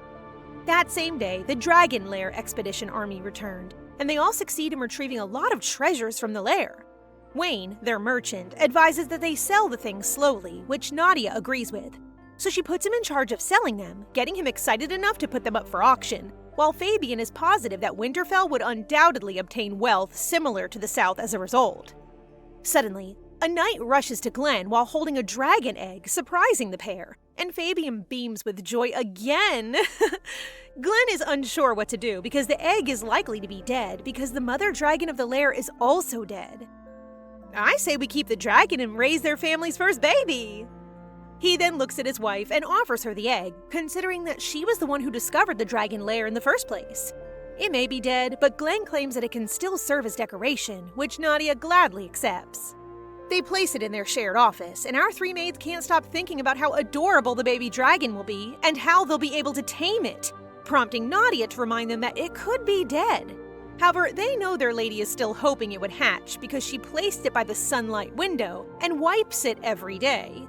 Nadia smiles shyly, but the truth is that she's making the effort not because she wants a baby dragon, but to cherish her first gift from Glenn. That's very sweet. Following that, Gordon shows up to notify the Marquis that Jiho Lee has slayed a dragon, which is exactly what happened in the past as well. Jiho's fame surged after slaying Godavria, the venomous dragon, and he will go on to become a real hero in the war against the demon tribe, which is yet to happen. Glenn is known as the North's war hero, while Jiho is gaining popularity as the South's dragon slayer. So Gordon is concerned that this will strengthen the South even more. But Glenn is unbothered and is only concerned with how to improve their territory. Speaking of the South, we see the eyesore father of Nadia welcoming the return of the traitor. Dragon Slayer, Jiho, who bows down before him and provides a report of their successful expedition. The Duke then introduces his nephew Aiden to Jiho, and they exchange greetings. But Jiho senses that this is the guy the Duke wishes to adopt and pass on his title to. However, he flinches when Aiden mentions how he was almost engaged to Nadia, prompting Jiho to give him a fake smile. After that, because the Duke is in a good mood, he whispers to Jiho that the party today is to celebrate his achievement, so he can ask him for anything he wants before walking away with Aiden, leaving Jiho in his position, furious at the Duke because the only thing he wants has already been taken away from him. Is he talking about Nadia? So he loves our girl and isn't a traitor? Are we supposed to feel bad about him now? Anyway, I'm sorry, modern world guy, but it appears that Glenn is making his move as he enters Nadia's room and decides to finally confess. Our girl is growing nervous as she anticipates what he's about to say when they are interrupted by a panicked maid who informs them that his father has finally woken up. Ugh, the timing! Father, please go back to sleep for about 10 minutes! They summarized everything that has happened in Winterfell, and Isaac, Glenn's father, is still in awe that his son married Balazit's daughter, who developed a disease cure, conquered Balan Castle, discovered a dragon lair, and built new armor for their armory, all because she loves Glenn. Our guy is now embarrassed, but all he wants to say is that he's certain that Nadia is not a Balazit spy, which just means that his father should be nice to his wife, prompting his father to laugh since he's glad that his son knows how to take care of his girl. After that, Gordon gives Isaac their final records, and as he examines them, he can't believe it's real, causing Gordon to sob as he informs him that they are now as wealthy as the South thanks to the Marchioness. Nadia gets flustered and states that it's only possible because everyone worked together, particularly Glenn, who placed his trust in her, causing Isaac to become overwhelmed and believe he can die happily now. However, he changes his mind and requests to see an heir first, causing the couple to freeze in surprise.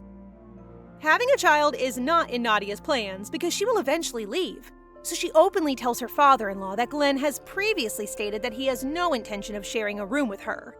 She's just getting her husband into trouble!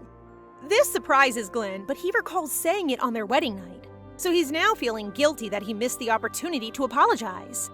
Isaac begins lecturing his son, but Nadia adds that it is not Glenn's fault because she is the one who has a one-sided love for him and that they must not force him to share a bed with a lady he does not love. However, she understands how crucial having an heir is for noble families, so she proposes that they get Glenn a concubine, which makes our guy here look so horrified. That is wild, girly! How did we get from almost confessing to here? Isaac requests a private talk with his son to find out what happened, prompting Glenn to explain that he said that before since he believed Nadia was a spy and had no idea it was etched in her mind until now. Hearing this, Isaac guesses Glenn feels differently now, which our guy here timidly confirms, much to his father's relief, and tells him to clear up any misunderstandings. Meanwhile, Nadia is resting in her bed, pleased that she was able to escape the situation earlier. But even though she suggested it, the thought of Glenn having a kid with another woman makes her heart ache again. She must not be swayed, so she reminds herself of how she was betrayed in the past, and she must leave since staying in Winterfell will only lead to her being dragged into politics. Suddenly, she hears a knock from Glenn, who has come to properly apologize for everything he said back when he thought she was a spy. Nadia is amazed to hear Glenn apologize because she has always been mistreated and ridiculed by her family, including Jiho, but she has never received an apology. This makes her smile sweetly at him and accept his apology. But that's not the end of it because Glenn has moved closer to her to confess. Neither of them has spoken a word yet, but their blushes are becoming so intense that he cups her cheeks as Nadia shuts her eyes in anticipation of that kiss. However, our girl decides to push him away since this will interfere with her plans. So she decides to finally reveal that she used their marriage to run away from her father. She knows Glenn will be upset and may even divorce her right away, but since this is Glenn we're talking about, she holds out hope that if she explains the situation to him, he will understand. They decide to go in the garden when Nadia breaks the silence, and with a desperate expression, requests him not to be upset by what she's about to tell. Glenn is caught aback by her frightened expression, so to reassure her, he kneels and swears to trust whatever she says. She feels so guilty looking at him, but despite the fact that it was all a lie at first, she ends up enjoying their moments together, and she's now crying when she realizes it. Glenn hurriedly wipes away her tears, wondering whether she's ready to come clean that she lied about marrying him out of love. Oh, he already knows! Nadia is taken aback by how much he knows, leaving Glenn visibly pained that his guess turned out to be correct. He never questioned her commitment to Winterfell, as her influence has undeniably transformed their territory for the better, including him. Yet when he reflects on it, it's almost unbelievable that someone as remarkable as her could fall in love at first sight with him. Now that the truth is out, Nadia musters the courage to openly express her hatred for her family. They sit down, and Nadia talks about how her father and half-sister tried to use her as a pawn. If she had stayed any longer at their mansion, she is certain that they would have killed her, so she is desperate to get away, which is when she saw him during the parade. He is the perfect way out because he hates Balazit as much as she does, and is a powerful man who can help her get her revenge. She apologizes for lying again, but she also emphasizes that while this is all about her revenge, part of her plan is to help Winterfell grow, which will undoubtedly benefit him. She then looks so bitter when she says that once they destroy the house of Balazit, she would quietly leave Winterfell, which alarms Glenn. Oh, the lovely smell of proper communication is so satisfying, but I don't think Mr. Husband has any plans to let you go, Missy. She continues to say that after everything is over, she will agree to a divorce so he can find a new bride, which frustrates him. Now he understands why Nadia was so intent on making Winterfell great and paying little attention to him, because she was so hungry for revenge. If he thinks about it logically, he will never find someone as bright as Nadia. Thus, her plan to get revenge would also help him get rid of his enemies, making it a win-win situation for him. But he can't help but feel disgruntled about it. You're basically hurt to find out that Nadia has no feelings for you. Anyway, he decides to brush it off and focuses on how Nadia's help will benefit his family. So he takes a deep breath before agreeing that her deal isn't so bad because she is both helping Winterfell prosper and has a plan to bring down his enemies, so he understands why she has to pretend to love him. After that, he flashes her that sour smile and announces that they are now partners, so she can stop acting in love with him, which she agrees to. Aware that this is ultimately for the best, she swears to herself that she will refrain from doing anything that could affect both of their feelings. Following their conversation, Glenn chooses to tire himself out by practicing archery. He struggles to pinpoint the exact moment he became distracted by Nadia's smiles, or the reason he became so furious when she suggested he find a concubine.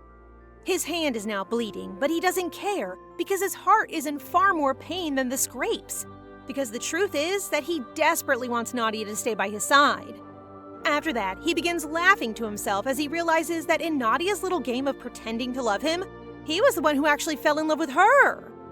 Look how the roles have reversed! I can't wait to see him gushing and falling head over heels for our girl. However, his thoughts are interrupted when Lisa runs in to deliver an order from his father, which is for him to sleep in Nadia's room tonight. He woke up from his coma and became the captain of our ship. They're now in bed, and our lover boy is doing his best to calm his racing heart by reminding himself that Nadia has no feelings for him. So to stop being awkward, he breaks the silence and asks if living with her father was difficult. This triggers a flood of memories of the abuse for Nadia, and in a pained voice confirms that it was, making Glenn feel guilty over bringing up such a sensitive subject. He is annoyed with himself when Nadia claims that she is fine now because she's in Winterfell, the most difficult place her father can reach. With her secrets out, she gives Glenn an infectious smile as she says that she trusts him to help her when things go tough, making him look at her in admiration. He then abruptly stands up and officially tells her that he will indeed protect her. And he stutters as he makes an excuse that this is all because they are partners with the same goal. Nadia is once again taken aback by Glenn's actions, since she never imagined that even after telling him that she's only using him and is not in love with him, he would stand in front of her pledging to keep her safe. She had never heard such kind words from her own family, and the guy she trusted had deceived her, so she couldn't help but get teary-eyed. Perhaps it's because she's so cute right now, Glenn can't help but lay her down on the bed and contemplate whether he should now ask her to stay. But Nadia slams him with a pillow before he can come up with an answer, expressing her fear that she may opt to stay with whatever that is about to happen. She can't allow it because she thinks she's a horrible person for taking advantage of Glenn and believes he deserves better treatment from someone else. She immediately apologizes and reminds him that if her plan succeeds, she's going to leave Winterfell for good, which breaks Glenn's heart and causes him to smile bitterly. Still, he understands her, and as he kisses her hand, he promises to help her with her plans. The next day, Nadia goes for a walk with her 3 maids, but they are sidetracked by the knights practicing in the field. Nadia notices Glenn practicing as well and is amazed by how attractive he is, while the 3 cupids guarantee her that her husband is far better than Jiho of the South. Swordsmanship and archery are 2 of Glenn's strengths, and when Lisa mentions that he's also taller, everyone is taken aback when the man they're praising agrees with them. Glenn then flashes Nadia that naughty grin as he adds that his shoulders are even broader, which she finds hilarious. Is this the same Glenn we know? He's so playful, I love it! Staring at his wife, he recalls their chat last night. And while he stated that he understands her plan, it does not imply that he will follow it. Like, no ma'am. He regrets being so mean to her before, but because he can't go back in time, he resolves to win her heart until she changes her mind. A man who realizes he made a mistake and wants to improve? I am in love. So, to make his move, he brings her to the forest to teach her archery in a realistic setting, while smiling reassuringly to be there for her every step of the way. He really said, I will not beg her to stay, but I will make her want to stay. Let's go! However, Nadia finds it weird that there are no knights accompanying them, prompting Glenn to explain that they are still in training, which is actually a lie. Well, the truth is that before preparing this date, Glenn approached his own trio of cupids for advice on how to win Nadia's heart, prompting them to begin scolding him for not reciprocating Nadia's feelings before. It's not like he can tell them the secret, but these knights are more than happy to help him. The first step is to invite Nadia to the forest for shooting practice so that he can spend some time alone with her. Second, show her how awesome he is. To do so, the knights prepared a monster, which Glenn wiped out in an instant, causing Nadia to rave over his skills. Okay, that is a success. Third, make a special gift for her. Thus, our guy here tensely hands her a special bow he made, making Nadia flush and sensing Glenn's unusual behavior today. Suddenly, she hears a rustling sound and spots the knight's red hair behind a boulder, which leads her to the conclusion that Glenn has prepared this with the knights. She begins to smile at their adorableness, which gives the knights a sense of relief that their plan is succeeding. Look at how cute these bulky men are! Nadia chooses to play along, so she continues her mini-date with Glenn and begins practicing archery, although she isn't as good as she is at the training grounds. Glenn remembers that he needs to praise her, so he does so awkwardly, leading her to burst out laughing as she finds that this cold, terrifying man is actually a softie. She blushes and compliments him on being a very kind man, which surprises him, but their moment is cut short when heavy rain suddenly pours.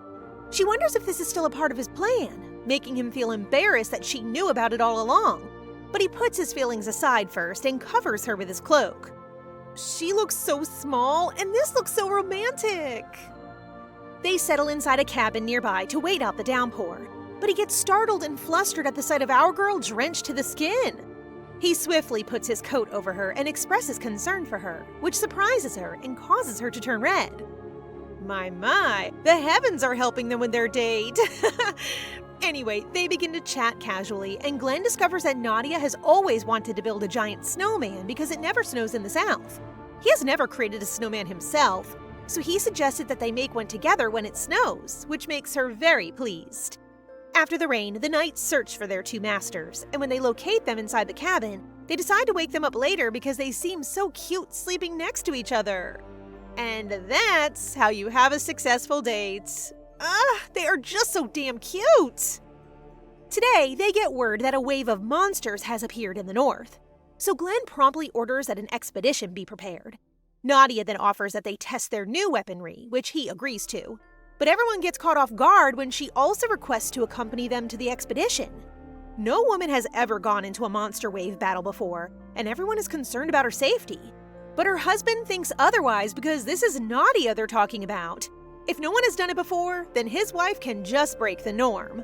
After all, he has promised to protect her, so she has nothing to worry about. I always love a supportive hubby. Glenn and the Winterfell army, wearing their new slate armor, arrive quickly at the location of the monster waves. Monsters invade the human world through gates, but the triggers for these gates are unknown. All they can do is fight back. Glenn orders his archers to attack first, then retreat and scatter, causing the monsters' formations to become disorganized. After that, Glenn and his cavalry will finish them off as Nadia watches from a cliff. I was hoping to see her in a suit too! This appears to be a simple assignment for the Winterfell as they complete the siege before the sun sets. Now that all the monsters were eliminated, Nadia, her puppy bodyguard, and Glenn are able to take a closer look at the monsters. And she couldn't help but be concerned as she imagines the worst-case scenario of these monsters invading their homeland. This prompts Fabian to firmly guarantee her that there are no fights their Marquis cannot win, and she agrees with him. Even before they had got married, she had heard a lot of news about Glenn being an outstanding warrior on the field, but seeing it for herself today is something that honestly amazes her.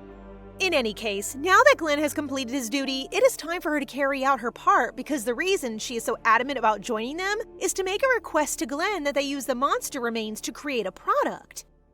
The knights give a disapproving shake of their heads because they have also attempted to make use of the monster remains in the past, but they have been unsuccessful, prompting our girl to boldly smile and declare that she knows just how to use them. That's it, let our girlie cook! Everyone is taken aback, but Glenn is simply intrigued as to how she would utilize it, as he is positive she already has plans. He then discovers that Nadia intends to use it as medicine, something they had tried before, but she appears to have a way she discovered in an ancient book she read. She already feels that they would be suspicious of her clever idea again, since it is something she has heard in her past life, particularly during the war between humans and the demon tribe. Researchers discovered that demons devour their own kind for medication, which led to the creation of this secret product. They are already doing well in terms of agricultural production, so Nadia advises that they improve their commerce and trade by using the product she will develop. When Glenn agrees that they need other sources of funds, she picks the dead Medusa monster as an example. She gets closer to the Medusa as she explains that its hair contains snake venom that can be turned into medicine when the snake hair launches at her. Glenn swiftly grabs her and cuts the snake in half, unaware that his armor is melting and his arm is bleeding. They set up camp that evening, and after examining Glenn's health, the doctor confirms that he was not poisoned, although the wound is fairly large. As a result, the Marquis has a high fever and needs to be attended to, so the doctor suggests Nadia summon a maid. But why, when we have the wife here to take care of him? The doctor needs some shipping lessons from father. Anyway, Nadia enters his tent and looks very guilty, prompting Glenn to explain that serpent creatures can sometimes cling to life even after they're dead. Therefore, what happened to him was not her fault at all. Still, he could be gravely harmed, so she hopes he will take good care of himself on the battlefield because he's the leader of Winterfell. She pauses mid-sentence as she realizes she is nagging him too much, but she is sincerely concerned about him. Glenn, on the other hand, looks at her with a serious expression on his face and says that he is simply doing what he promised to do, protect her, which feels foreign to her.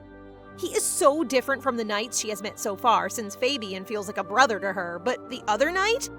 Jiho, a knight she considers trash for betraying her for greed. She feels compelled to express her admiration for his gentlemanly behavior, admitting that she may have fallen for him if she were less mature. Girl, your resistance to men is simply too strong, because if this were me, I would be over the moon.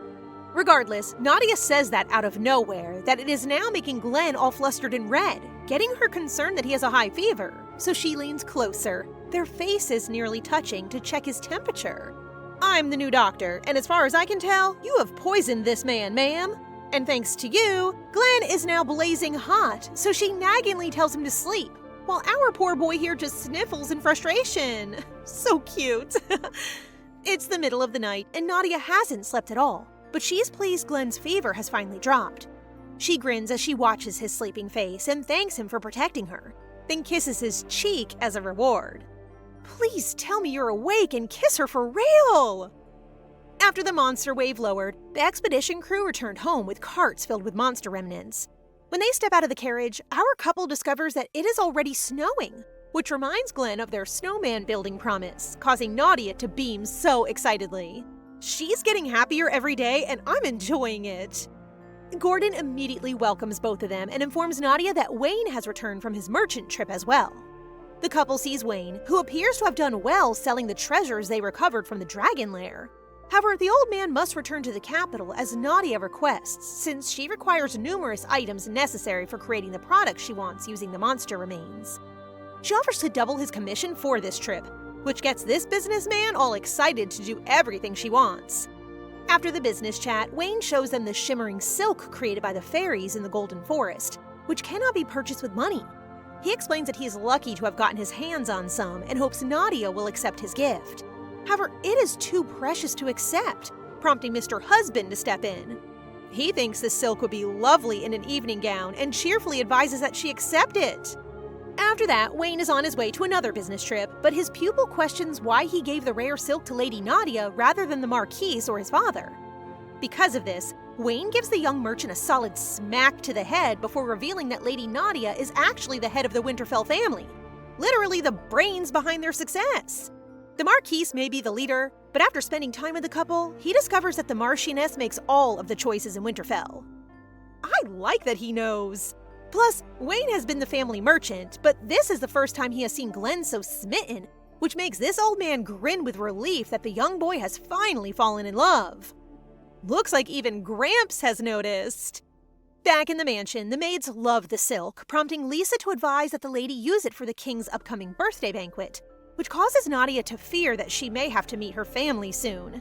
Suddenly, they all scream in fright when they witness the dragon egg crack, prompting Glenn to rush over to check on Nadia. But when he arrives, our girl is already cradling their first child, a chunky baby dragon! Toothless got isekai'd again into another manhwa! Seeing how the cute baby snuggles with Nadia, Glenn feels relieved that it appears to be harmless. He then shares with Nadia that monsters generally dislike humans, but they often see whoever they first encounter as their mother, which is why the baby dragon is so fond of her. Nadia is thrilled to discover that the baby dragon sees her as its mother and eagerly turns to Glenn for ideas on what to name the adorable creature. He suggests checking it out first to ensure their safety, all while gently stroking the dragon's head. However, the dragon unexpectedly bites his hand, which makes Nadia feel a bit nervous. Nadia swiftly reprimands the tiny dragon for his behavior toward humans, emphasizing that she cannot keep him if he causes harm, which makes the dragon teary-eyed. Look at those cheeks and the way he sits! Ugh, so cute! She then thinks Noah is just the perfect name for the dragon, and the dragon smiles as if he completely agrees. Not long after, on a bright sunny day, Nadia keeps calling out for Noah, feeling a bit anxious about where he might be. She finally wanders into the kitchen and sees one of the cooks. She then mentions she feels that Noah might be hiding nearby, and sure enough, they hear a noise coming from inside the cabinet. Nadia swings open the cabinet, and there's the little dragon happily munching on a strawberry cookie. She quickly scolds him again, and the dragon responds with a tearful, adorable reaction. Ugh, I really need a chunky, adorable baby dragon too! Inside their office, Glenn feels a bit concerned that Noah might be exploring the whole castle. She smiles awkwardly, assuring him that Noah is simply curious and isn't causing any problems, and that she believes he's improving his understanding of her words. However, Mr. Hubby appears uneasy because he suspects that the dragon is attempting to separate him from Nadia. Looks like the baby doesn't want to share, huh? Anyway, it looks like Glenn will be able to solo Nadia soon because they just received an invitation letter from the royal palace, which means they have to go to the capital, making Nadia shiver because she can no longer avoid facing her disgusting family. Glenn then discovers that the medicine she developed using the monster remains has already proven successful, so Nadia intends to begin selling it during their trip to the capital.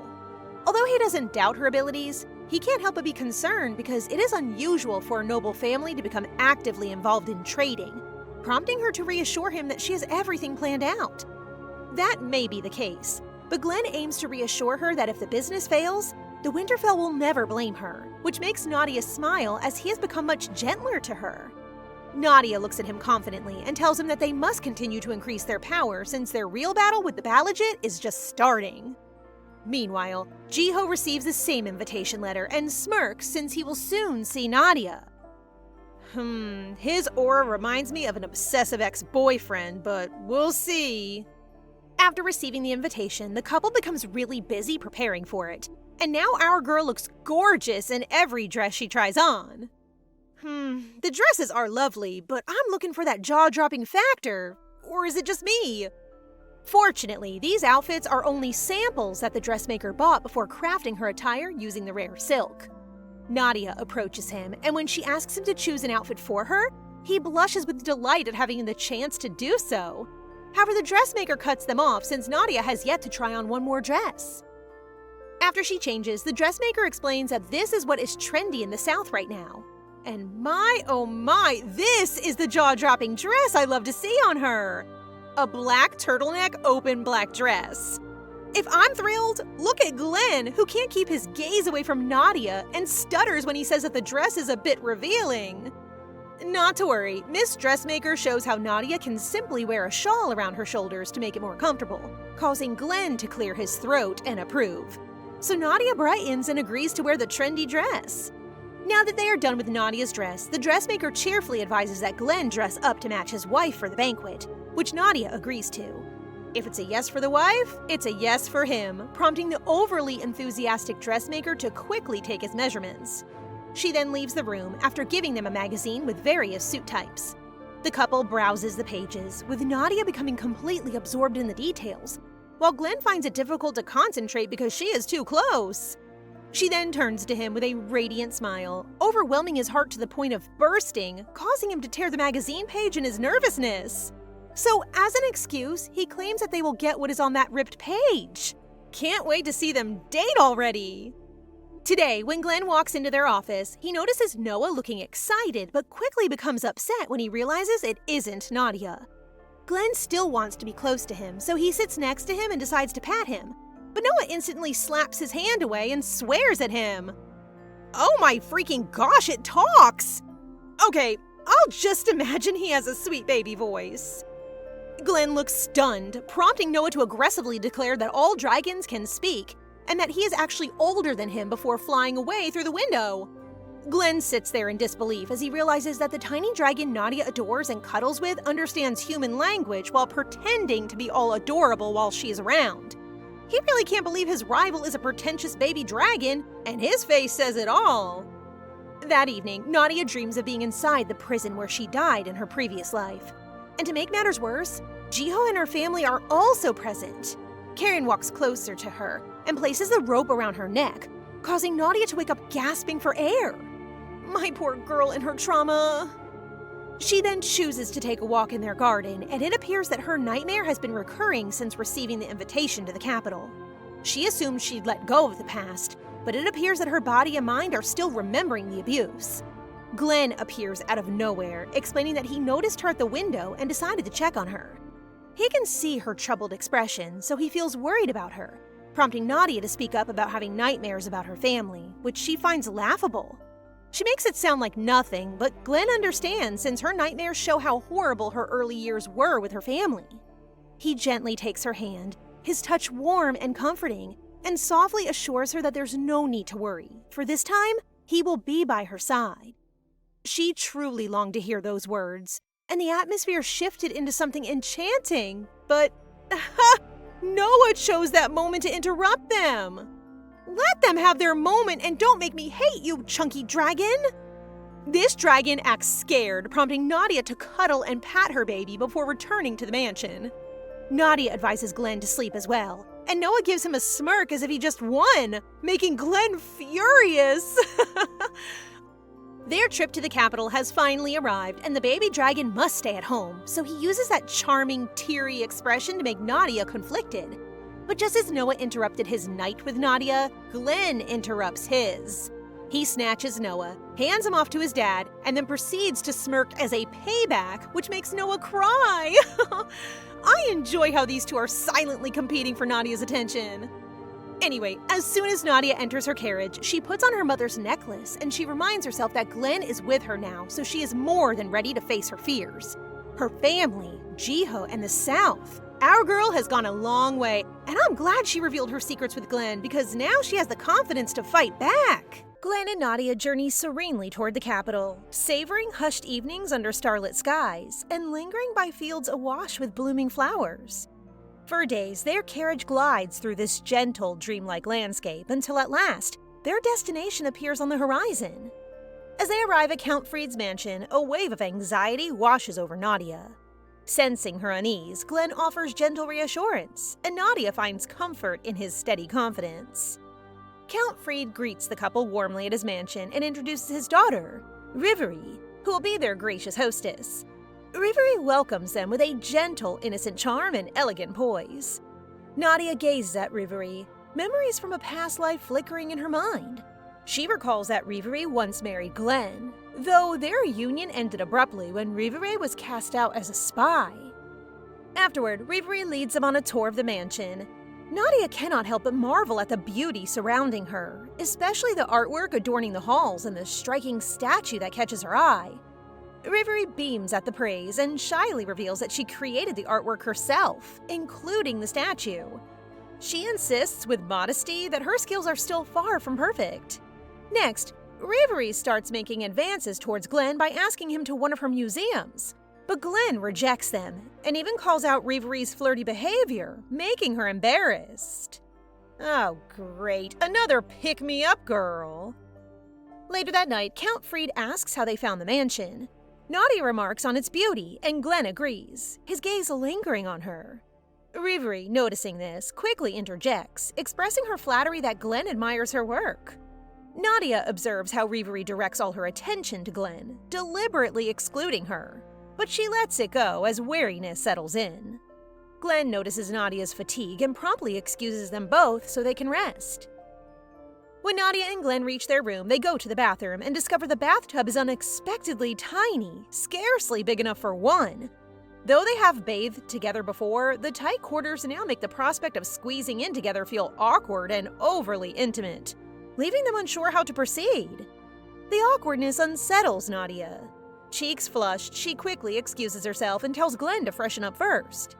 As she leaves, the tension between them lingers in the air. As Nadia paces the hall, sharp voices catch her attention from a nearby room. Curious, she peers inside and sees Count Fried and Rivery locked in a heated argument. Count Fried, unaware of Nadia's presence, berates Rivery for failing to draw Glenn's attention away from Nadia. He accuses her of not trying hard enough to win Glenn over. His anger grows as he recalls that Nadia's father once hatched a similar scheme, using his own daughter as a pawn to gain the Emperor's favor. Count Fried again chastises Rivery for the botched scheme, pressing her to devise a way to seduce Glenn. She has only one day left. As Nadia listens, it hits her that she and Rivery are both being used by their fathers. Her initial shock gives way for sympathy for Rivery, who is trapped as well. Later, Nadia notices the sadness in Rivery's eyes and decides to approach her.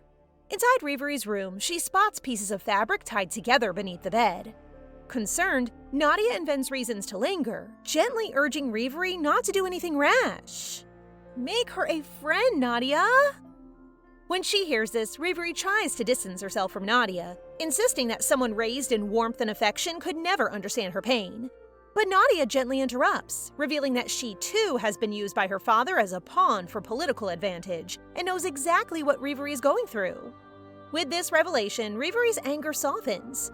The two begin a heartfelt conversation, and Rivery admits she never realized Nadia had been sharing her struggles. She apologizes for the harsh words she used that morning. Nadia comforts Rivery, promising that one day she will find a way to escape her father's control, and gently suggests that giving up is not the answer. Rivery looks at Nadia in surprise, explaining that she never considered such a thing. The tied-up clothes are simply her way of coping with stress, and she invites Nadia to follow her somewhere special. Nadia agrees, but is stunned when Rivery suddenly grabs her hand and leaps out the window, using the clothes to swing them to safety. When they arrive at Rivery's secret spot, Nadia is awestruck by the shimmering beauty of the lake under the night sky. Rivery smiles and confides that this place reminds her of her mother. She paints here in secret since her father dismisses her passion and insists she only needs to marry well, not study art. Though she has felt trapped, hearing Nadia's story gives her hope that she too can one day be free. The next morning, as they travel to the capital, Glenn notices how close Nadia and Reverie have become. Nadia admits it is the first time she has ever had friends. Glad they have become friends! When they arrive, anticipation hangs in the air as a maid hands Nadia a letter from Aiden, inviting her to a tournament. Glenn's curiosity is piqued, and he asks with a grin which of their knights will compete. The day of the tournament arrives, and as Glenn and Nadia step into the arena, the other knights stare in awe at its immense size. Nadia, unfazed and carrying a subtle air of confidence, casually mentions that the arena is usually used for gladiator events. Glenn, sensing her ease, realizes with a mix of surprise and admiration that Nadia is no stranger to such spectacles. After taking in the surroundings, Nadia and Glenn make their way through the arena corridors. They soon cross paths with her father and Karine. Nadia greets them, but her words lack the warmth one might expect from family. A short while passes before the competition begins. As the matches drag on, Nadia grows bored and a bit drowsy. She tells Glenn that watching bloody fights is not really her thing. Glenn asks if she is at least curious about who will win the Golden Rose. Nadia admits she is a little curious, but says the prize itself does not interest her much since it is just a golden rose with little real value. Hearing Nadia's words, Glenn suddenly feels the urge to join the competition himself, rather than let Fabian take his place. Just then, as they turn back to the arena, they catch sight of Fabian already competing. Unfortunately, he loses. It seems someone is eager to impress his wife. The competition continues, and amid the crowd's excitement, a surprise unfolds. The audience gasps when Jiho steps into the competition. Nadia, however, already knows how this will play out. Just as before, Jiho wins every match, but instead of accepting the Golden Rose, he surprises everyone by asking the Emperor for a duel with Glenn. Glenn agrees without hesitation. Nadia, anxious about Glenn's duel, instinctively offers her handkerchief, a cherished tradition for protection. She gently urges him to stay safe. Glenn, moved by the gesture, gratefully accepts and assures her that whatever happens, he is already content. In the ring, Glenn questions Jiho about his intentions and the recipient of the Golden Rose if he wins. Jiho casually replies that tradition says he should give it to his lord's daughter Karine, but since Glenn will lose, he plans to present it to Nadia. During the fight, Jiho claims Glenn's relationship with Nadia is doomed. Glenn bristles at Jiho's obsession, but forces him to stay focused. Jiho adds he'll soon have a chance with Nadia since the Duke doesn't want her with Glenn. Glenn responds that being with him may be Nadia's choice, not the Duke's, infuriating Jiho. Despite the fierce struggle, Jiho loses to Glenn and stares at him stunned. Serves you right, fool! Sensing the growing tension and unease among the onlookers, the Emperor calls a halt to the game. Glenn, determined and proud, insists that a duel only ends when someone admits defeat. Jiho hesitates, his frustration clear, but reluctantly agrees. As they shake hands and exchange genuine compliments on each other's skills, Jiho, cheeks flushed with both embarrassment and admiration, promises that next time he will not back down so easily. Afterward, feeling a surge of pride, Glenn presents the Golden Rose to Nadia, who accepts it with a radiant, joyful smile. Seeing her happiness, Glenn grins and jokes that he should have competed himself instead of Fabian, masking his own relief and excitement. Nadia laughs, her voice tinged with surprise, and admits she never realized how much she longed for the Golden Rose until this moment. As her prize, she shyly asks Glenn to lean closer, and when he does, she impulsively gives him a quick kiss, her cheeks glowing with excitement, drawing cheers and knowing smiles from the crowd. Later that day, riding in the carriage, Duke Balazit quietly observes that Glenn appears even stronger than Jiho, one of the finest knights. He adds that Karine did not express disappointment about missing the Golden Rose. Karine calmly replies that showing emotions would only reveal to the Winterfell family how much they value victory in a trivial contest. The Duke nods, remarking that her cleverness may prove as valuable as her sister's. He then announces plans to invite Nadia and Glenn to their home. That night, Karine vents about how her father seems to favor Nadia, especially since she left for the Winterfell household. She quietly notes that the family's fortunes have improved since Nadia's arrival, and wonders whether Nadia played a role in curing the Black Death. The maid reassures Karine that she is just as capable, allowing Karine to regain her composure. Such a foolish sister! The next day, Nadia receives an invitation to dinner at her father's house. Turning to Glenn for permission, she finds him agreeing without hesitation. Understanding her situation, Nadia explains that her father suspects she's a spy sent by the Winterfell family and that she needs to meet him alone. She reassures Glenn not to worry, and he responds by telling her he trusts her completely. Later, as Nadia prepares for the evening, she spots a tail poking out from the clothing rack. Curious, she investigates and is startled to find Noah hiding there. Sensing the commotion, Glenn catches wind of this and gives Noah a stern scolding. When Nadia and Glenn arrive at the Balazit mansion for dinner with her family, the meal begins awkwardly.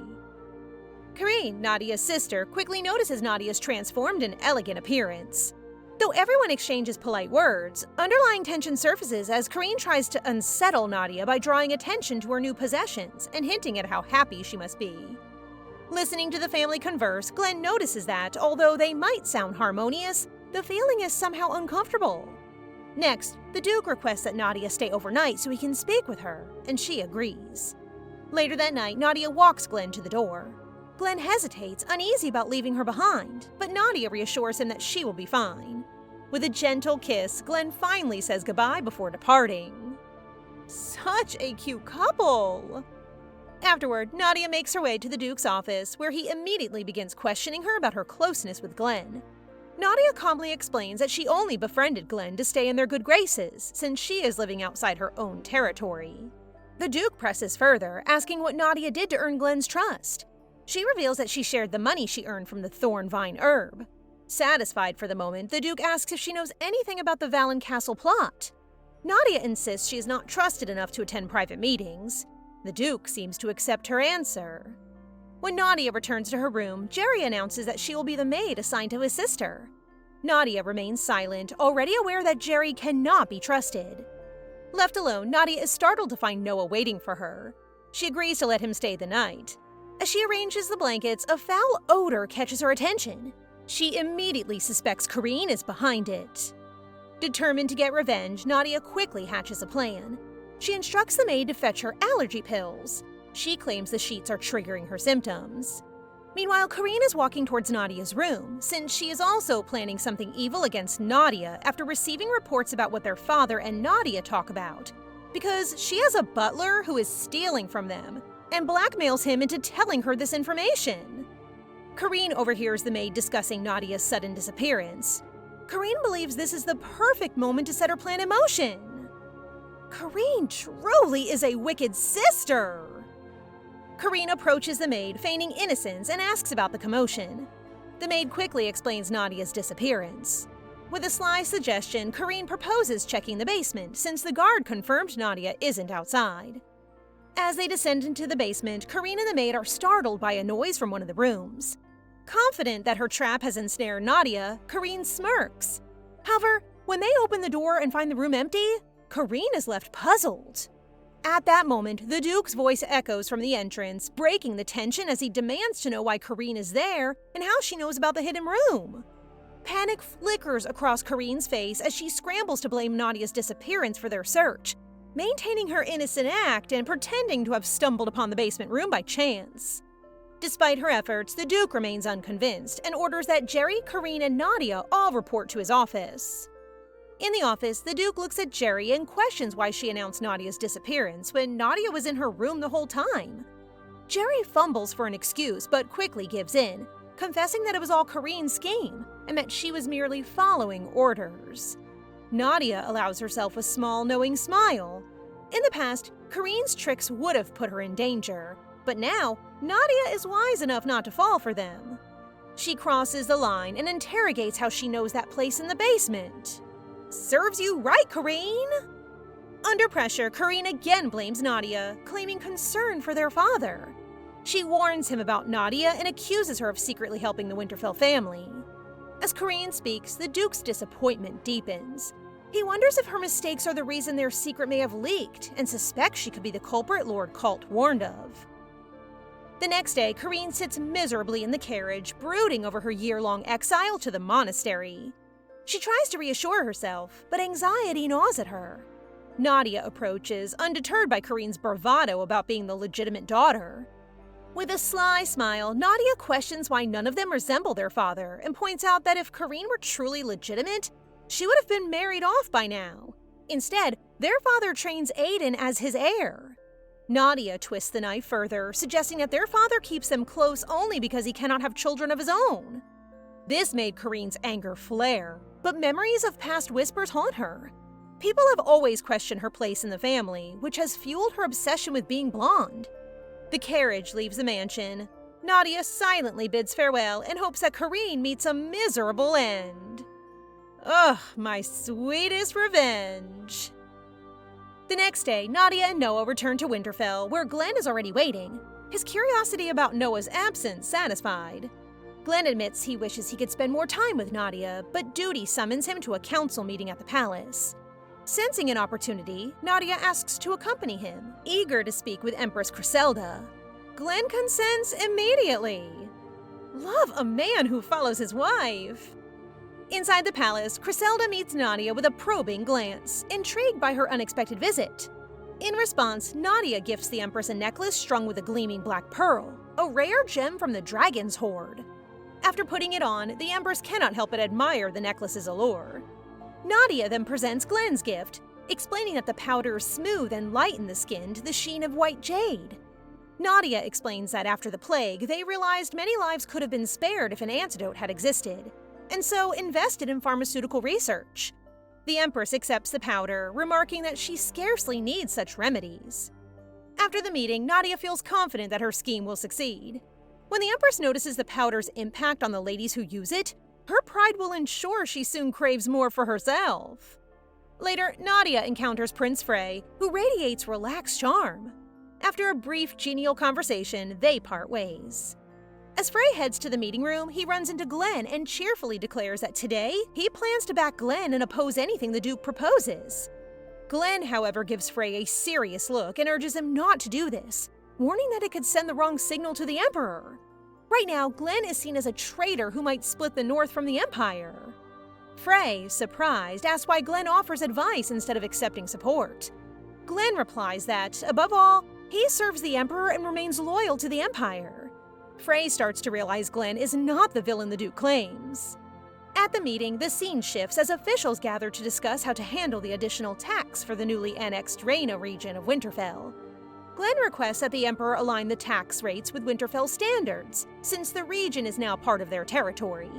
He points out that even though the royal family collects lower taxes from the north, they are earning less overall because many Winterfell residents have migrated, and new cultivation has only just begun. After considering Glenn's request, Frey proposes a compromise. Set the tax rate at a midpoint between the original and Winterfell's rates. The Emperor agrees to this balanced solution. A few days later, as planned, Nadia visits her father, ready to play her part now that Glenn has won Frey's trust. During their conversation, Nadia reports that Glenn is gaining Frey's favor, something the Duke also noticed during the meeting. She suggests they eliminate this growing threat, leaving the Duke deep in thought. Building on Nadia's update, the Duke instructs her to return and keep spying on Winterfell. As Nadia leaves, the Duke turns to Jiho, who has been hiding, and asks for his thoughts on the situation. Please don't mess this up, Jiho. After Nadia leaves, the Duke turns to Jiho, questioning whether she remains a true ally. Though Nadia has proven herself, the Duke still suspects his daughter is manipulating him, perhaps only provoking the idea that the first prince intends to rise from the stone. Jiho notes that despite Frey's foolishness, he is the first legitimate son. Removing him won't be easy. Only the voice of God can disqualify him. The following day, while Nadia is happy that the Empress is requesting the powder and that her plan is progressing, Glenn arrives and informs him of the rumors circulating about Frey. If the prince is unworthy to take the crown, then a great calamity will befall, and the moon will disappear. Hearing this, Nadia wonders who could scheme this, knowing her father only creates plagues. She recalls Jiho teaching her about solar eclipses and telling her it was only a natural phenomenon, not a calamity, as others think. Because of this, Nadia already realizes it's his doing. Jiho, that bastard! Nadia asks Glenn to trust her and follow her instructions without hesitation. Glenn immediately agrees, offering his loyalty without question. The following day, Nadia meets with a disappointed Frey, who can't believe that his brother is already plotting for the throne and thinks that he is only deluding himself. Frey asks Nadia if letting Liam take control of the kingdom had truly been the right choice. But as he reflects on Liam's recent actions, worry slowly consumes him. Frey realizes his brother is no longer aiming for peace and may already be preparing for war. What troubles him even more is the loneliness creeping into his heart. The people he once trusted are no longer by his side, leaving Frey feeling isolated during the kingdom's most dangerous moment. Meanwhile, Liam seems completely unfazed. Even after hearing about Glenn's possible ties to Frey, Liam remains convinced that nobody holds more power than him now. Ugh, what's this guy's problem anyways? His thoughts are interrupted when someone suddenly rushes into his room with news about the rumored eclipse disaster. Although Liam dismisses the stories as superstition, he still suspects Frey's group may be using the rumors to manipulate public fear. However, one thing continues bothering him: the prediction of a flood. Liam cannot understand how anyone could predict such a disaster so precisely, making him act more cautiously moving forward. Because of this, he decides to continue their plans in secret. The next morning, Nadia is relieved to hear Liam's side has not acted yet. Her prediction had been correct once again, finally giving their group enough time to prepare their next move. Several days pass, and the silence surrounding Liam's side only makes everyone more anxious. One morning, Fabian interrupts the guards during patrol, worried about both Glenn and Nadia after hearing no recent updates regarding the kingdom's situation. The knights quickly realize another issue entirely. Glenn and Nadia have been strangely distant lately. The group immediately panics at the thought of the couple having problems. Not the knights stressing harder than the actual married couple. To them, surviving under Glenn is manageable, but losing Nadia's presence would make life around the estate unbearable. So naturally, the knights begin secretly discussing ways to help fix the situation. Meanwhile, inside Glenn's office, the couple quietly work side by side, handling the chaos caused by Jiho's rumors. Even without speaking much, the tension between them is obvious. Nadia keeps remembering how Glenn had secretly cared for her with the guards' help, making her heart race all over again. I honestly don't know why they even bother lying about their affection in front of everyone, when it's clear all their acting is real. Noticing her reaction, Glenn moves closer and casually suggests going on a date since they are newlyweds after all. Nadia immediately turns red and hides her face before agreeing once their work is finished. Deep down, she quietly hopes this marriage lasts longer than expected. As gloomy clouds cover the sky, Liam waits for the eclipse, convinced the predicted flood is impossible. But in the mountains, terrified villagers prepare for disaster, believing the imperial family abandoned them. Just as tensions rise, royal knights suddenly arrive to escort everyone safely to shelter. Okay, wait. That entrance was actually so cool. As heavy rain continues pouring outside, Glenn and Nadia remain near the fireplace together. Wanting to comfort her, Glenn prepares warm tea and sweets, while quietly staying by her side as she waits anxiously for news from Frey. Days earlier, Nadia had advised Frey on how to regain the king's trust. She believed that if both the nobles and the king started relying on him again, the kingdom would eventually recognize who truly deserved the throne. Although Frey still hasn't replied, Glenn continues supporting Nadia without hesitation, fully aware of how important this goal is to her. Nadia is touched by his loyalty and suddenly realizes she sometimes forgets they are genuinely husband and wife now. Later, Nadia, Glenn, and the knights head to the village to inspect the storm's damage. Thankfully, the evacuation succeeded and no villagers remain behind. There, they unexpectedly run into Frey, who questions how Jiho managed to predict the flood so accurately. Though Nadia avoids revealing too much, Frey quickly notices Glenn's involvement and wonders why the Winterfell family is helping him despite all his scandals. Unable to tell him the full truth, Nadia simply claims she believes Liam is unfit to rule and that Frey deserves the throne instead. Her words deeply move him, earning his sincere gratitude. Meanwhile, Glenn quietly grows jealous seeing the two together and immediately pulls Nadia closer to him. Oh, Glenn, Nadia doesn't even think of Frey as more than an annoying brother. Far away, Duke Balazit furiously crushes a document while calling Nadia's name. It takes Duke Balazit far too long to realize Nadia had been deceiving them this entire time. Furious over being outplayed, He finally erupts in anger after piecing together everything she had secretly been doing behind the scenes. Oh, he is mad now. After hearing excuses about Nadia delaying her return because of beauty treatments, the Duke immediately orders Aiden to summon her. At this point, he is completely fed up with her constant lies and suspicious behavior.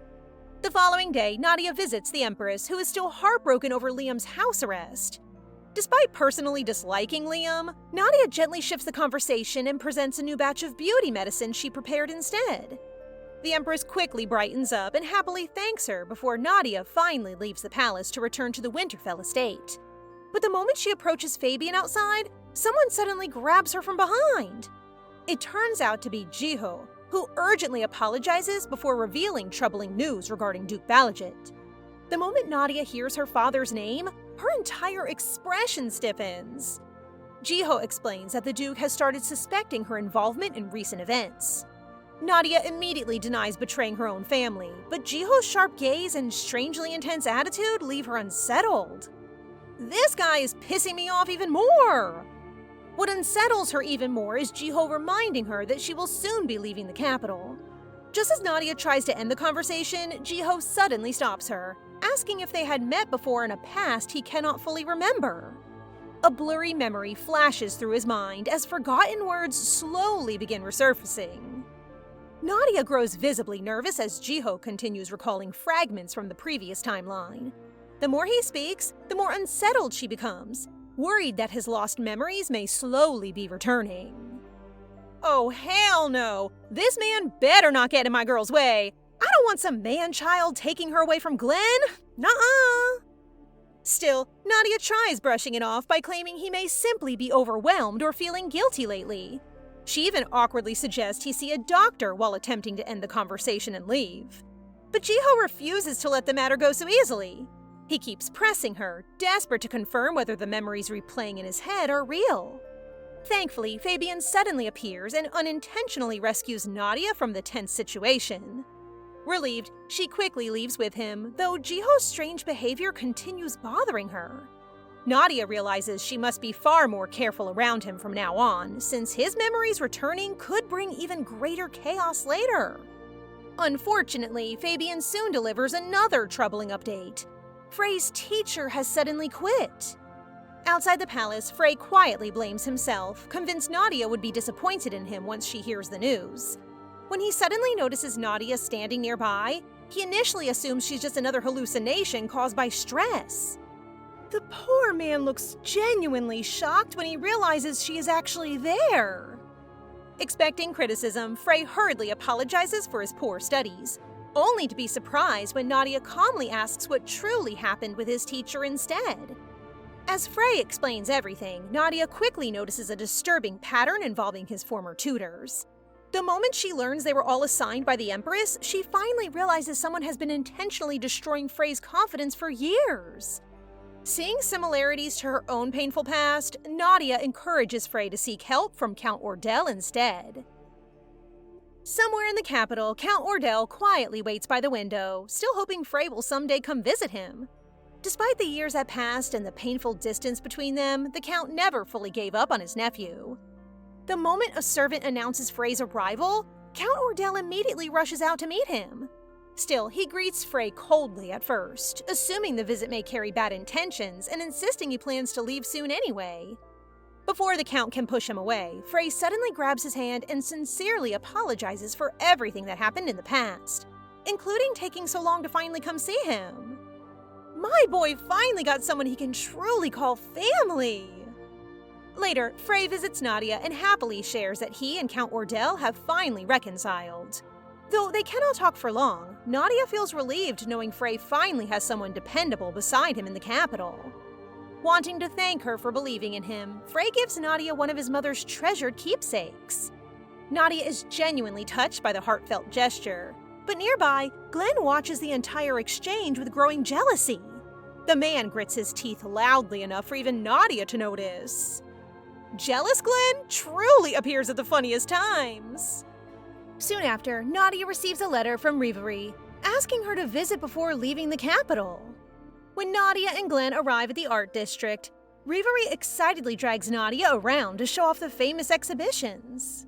Then, wanting time alone with Nadia, she sends Glenn and Fabian away to buy 15 parfaits. But the moment Glenn disappears from sight, someone suddenly grabs Nadia's hand and quietly tells her to follow him. Just as Nadia finds herself cornered by a suspicious stranger, Reverie suddenly knocks the man away and scolds him for acting recklessly despite her instructions. She quickly apologizes and admits she hired mercenaries to distract Glenn in the night so she could secretly spend time alone with Nadia. Completely confused, Nadia asks why she went through all that trouble. Reverie only smirks and reveals she wanted to show Nadia a special place hidden from everyone else. With Glenn and Fabian out of sight, Reverie happily drags Nadia to her private art studio, proudly showing everything she earned through her own hard work. Nadia is genuinely amazed seeing how freely Reverie now lives without constantly being pressured into marrying for status. Nadia warmly supports her choices and promises that one day the future will change for women like them. She even vows to return later as one of Reverie's future clients, making Reverie visibly emotional. As sunset approaches, the two begin heading back toward town using a shortcut. However, before they can reach the center, several strangers suddenly grab Nadia. At first, Nadia assumes they are part of Reverie's hired mercenaries, but both quickly realize these men are actual thieves. Nadia tells Reverie to find Glenn while she distracts them, but unwilling to leave her friend behind, Reverie suddenly bites one thief's arm, giving them a chance to escape. Reverie really said survival first, elegance later. The two desperately run for safety until Reverie suddenly trips. Thankfully, Fabian arrives just in time to catch her before she falls. Oh, wait a minute. Is this the beginning of something? Reverie and Fabian quickly snap out of their awkward little moment after remembering Nadia is still in danger. When they look back, the thieves are already collapsed on the ground while an absolutely furious Glenn stands protectively in front of Nadia. Angry Glenn is honestly terrifying. Even with the thieves defeated, Glenn still looks ready to attack again until Nadia hurriedly stops him, insisting they only grabbed her wrist and begging him to calm down. Relieved that Nadia is unharmed, Reverie tries standing up, only for pain to shoot through her ankle. Seeing she cannot walk properly, Fabian immediately carries her princess style and politely asks Nadia for permission to escort her home safely. Okay, wait, this pairing is getting suspiciously cute. Since Nadia still looks shaken from the incident, Glenn decides to stay by her side while Fabian takes Reverie home alone. Back at the Winterfell estate, the staff happily welcomes them home, with Gordon proudly announcing their lands produce the biggest harvest yet. Suddenly, Noah leaps toward Nadia and accidentally knocks her onto the ground. Shocked by how much the little dragon has grown, Nadia quickly tells Glenn not to hurt him. Glenn argues that Noah is becoming too dangerous to keep around, and warns her that dragons can eventually learn human behavior and speech. Nadia dismisses the idea while lovingly pampering Noah, completely unaware the dragon actually understands every word and is secretly smirking at Glenn. Noah being smarter than everyone is taking me out. Later that night, after Noah falls asleep, Glenn presents Nadia with a large box filled with extravagant jewelry, leaving her completely stunned. Glenn explains that the jewelry belonged to his mother and that Nadia is meant to inherit the entire box. Nadia panics and refuses, worried she might damage something so precious. Her anxiety is honestly relatable. After some hesitation, she decides to keep only a jade ring. Glenn is surprised by her preference and suddenly claims he has loved jade stones for a year and a half. Nadia quickly realizes that it matches the exact time they got married. That coincidence is way too loud to ignore. Fabian ruins the soft moment by teasing Glenn's sudden jade passion, earning himself a foot stomp in return. Glenn then insists he will personally make a jade ring for her, but since it will take time, he temporarily gives her an emerald ring instead. He gently places it on Nadia's finger and holds her hand a little longer than necessary before pulling away and putting the box away. Oh my god, just get married permanently, you two! Glenn then shifts the topic, mentioning a famine in the northern region. Nadia suggests holding a hunting tournament, and Glenn immediately agrees, trusting her judgment. As work piles up due to Nadia's booming business, Glenn insists she rest and even offers to handle things for her. Nadia quietly watches him leave, suddenly feeling uneasy and strangely jealous at the idea of him treating someone else the same way. During the hunting tournament, nobles treat Nadia with unusual respect ever since the Jade incident. Glenn also openly shows affection toward her, making things even more noticeable. While hunting with Giscard, Nadia encounters a sudden ferocious bear blocking their path. The bear roars violently, spooking Nadia's horse until she loses control and falls. Before she can hit the ground, Glenn rushes in and saves her, striking the beast down in a single blow. Blood stains him as silence returns. That entrance was honestly insane! I'd fawn immediately if a guy actually saved me from a monster. Nadia immediately checks if he is hurt, panic clear in her voice. Glenn, still keeping a composed face, softly insists it was only a minor scratch, though he clearly enjoys her concern. They return to the tent and Nadia waits outside the medical area, guilt weighing heavily on her. Fabian tries to reassure her that Glenn is strong enough to handle worse, but she barely listens and heads inside anyway. Inside, she sees Glenn with his head bandaged, which sends her into full panic. She rushes forward and hugs him tightly, apologizing repeatedly.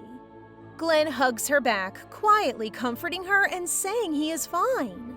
Still unconvinced, Nadia insists on checking him herself and refuses to leave his side until she is sure he's completely okay. She really switched into full caretaker mode. Glenn appreciates her care, but quickly realizes how intensely overprotective she has become after the incident. Meanwhile, Nadia remains firmly glued to him even after the tournament ends. Just then, a letter arrives informing Glenn that the eastern castles have been overtaken by demons. The news shifts everything instantly. Nadia stiffens, sensing the moment she feared has finally arrived. Far away, Duke Balazit grows even more suspicious of her connection to the northern region. Duke Balazit's allies begin questioning Nadia's loyalty, convinced she may have already betrayed them. The tension spreads quickly as doubt grows within their circle. I mean, are they that stupid not to realize all her plans weren't benefiting them? The Duke eventually admits that their suspicions might be correct, angrily claiming he has completely lost control over Nadia and cursing her name in frustration. Jiho, who has been listening nearby, looks ready to act, but a knight interrupts him and urgently orders the Duke to return to Tantal Castle immediately. The situation escalates as everyone realizes demons may have already taken over the eastern region, forcing them to prepare for defense. Meanwhile, in the capital, news of the eastern invasion spreads rapidly. Frey grows anxious and seeks Count Ordell's opinion, but the Count calmly reassures him that the Royal Knights can protect the capital and that it is not their immediate concern.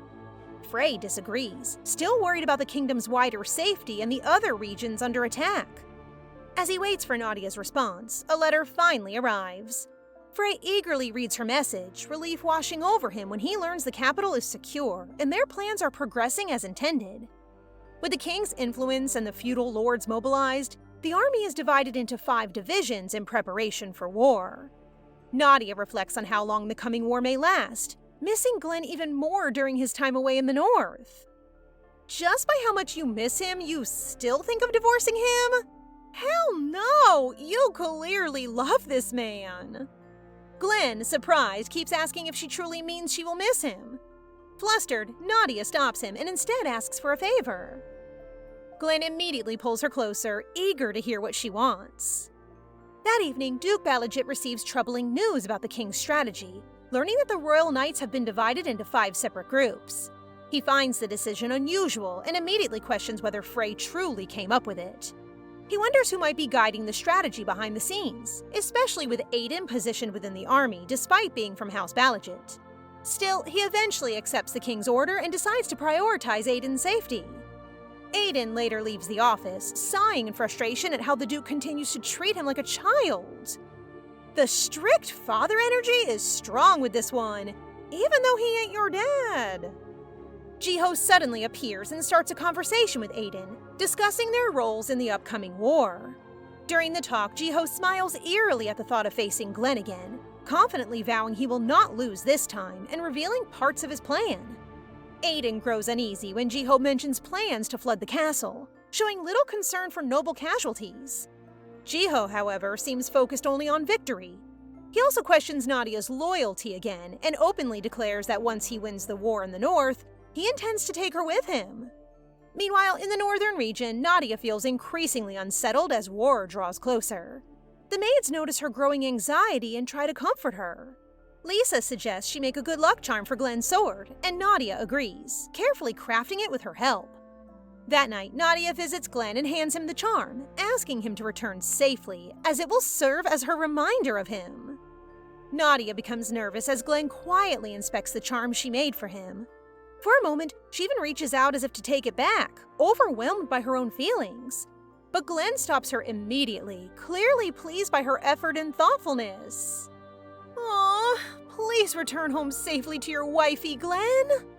As he steps closer, Nadia becomes flustered and tries to excuse herself, but Glenn gently holds her back. He wraps his arms around her from behind, asking her to stay a little longer while keeping her close. This moment is way too soft. Eventually, the time comes for war preparations. As they travel through the winter region, Glenn keeps the charm tied to his sword, proudly showing it as a promise to return to her safely. A year passes quickly. Winter arrives again, and the first snow of the season falls. Nadia steps out onto the balcony, quietly watching the snow drift down while praying for Glenn's safety once more. Far away on the battlefield, Glenn looks up at the falling snow as well.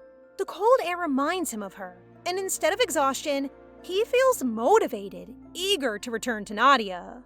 At last, after a long year of war, it finally comes to an end. They arrived at Balaxis, the great capital of the East, only to find a barren wasteland frozen in time. It is a heartbreaking sight, a once vibrant metropolis reduced to a bleak stronghold for the monster army.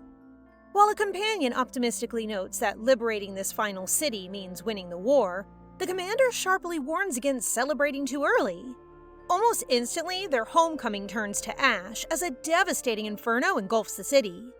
Narrowly surviving the blaze, the council convenes to assess the damage. Oddly, the fires left no human remains, leading to the horrifying realization that the citizens have been taken captive. Deeply moved, Glenn fears a similar tragedy striking the north. However, the council, led by Viscount Lafayette, refuses to risk their uncoordinated battalions for a rescue mission, choosing to prioritize the land over human lives. They mock Glenn's empathy and abruptly end the meeting, expecting him to break. Instead, the Marquis smirks with a secret plan. He told his great companion to come with him on his mission. The knight then warned him that it would be like walking into their own death trap. But for Glenn, it wasn't, because they will just pretend to do so and come back to spread the rumors that they had failed. It may not be a victorious battle, but the thought of the other noble houses abandoning the people for their own gain while the House of Winterfell chased them and risked their lives would be a noble deed that would bring their house to the pedestal. The knight was worried that his wife would become worried by the thought of him sacrificing his life. But then again, what husband wouldn't tell his wife his plan? It turns out that the Marquis's wife already knew the plan all along and just hoped for them to safely return to their noble house. But before they could even process such victory, something was lurking around their state, and it was the monster from the west ready to attack them. The monsters were coming for them. Though putting on a brave front, the Marchioness trembles inside as the crisis deepens. Stepping up, she orders the knights to secure the palace and barricade every entrance. The estate is accustomed to monster attacks every few years, but everyone assumed the beasts were driven away for good. Without immediate reinforcements, they face certain death. To her surprise, Commander Vincent risks everything by slipping out the back gate to seek help from the main castle. Outside, 500 monsters loom. Facing impossible odds, she orders weapons distributed to those trained to fight, while women and children boil oil and carve wooden spears. Fabian suggests dismantling the annex walls for stone projectiles, a costly sacrifice they must accept. Despair strikes when Vincent returns, overwhelmed and unable to break through. Worse, their messenger bird refuses to fly. Just as hope fades, her dragon companion Noah appears, takes the letter, and scatters the flying beasts. Yet peace is short-lived. By the third day, the monsters grow violent, breaching the outer defenses and injuring key commanders. Fabian begs her to flee, but she refuses to break her alliances through cowardice. Accepting his vow to lead, she appoints him commander, only for a horrifying realization to hit. The monsters are already inside. Cornered with nowhere to run, Nadia stands firmly alongside the injured soldiers. The reality is bleak. The invading monsters vastly outnumber them in both sheer strength and numbers. Refusing to yield, she orders the castle doors barricaded with mud and heavy furniture, desperately trying to buy time to treat the wounded. It is only then she notices she has been injured herself.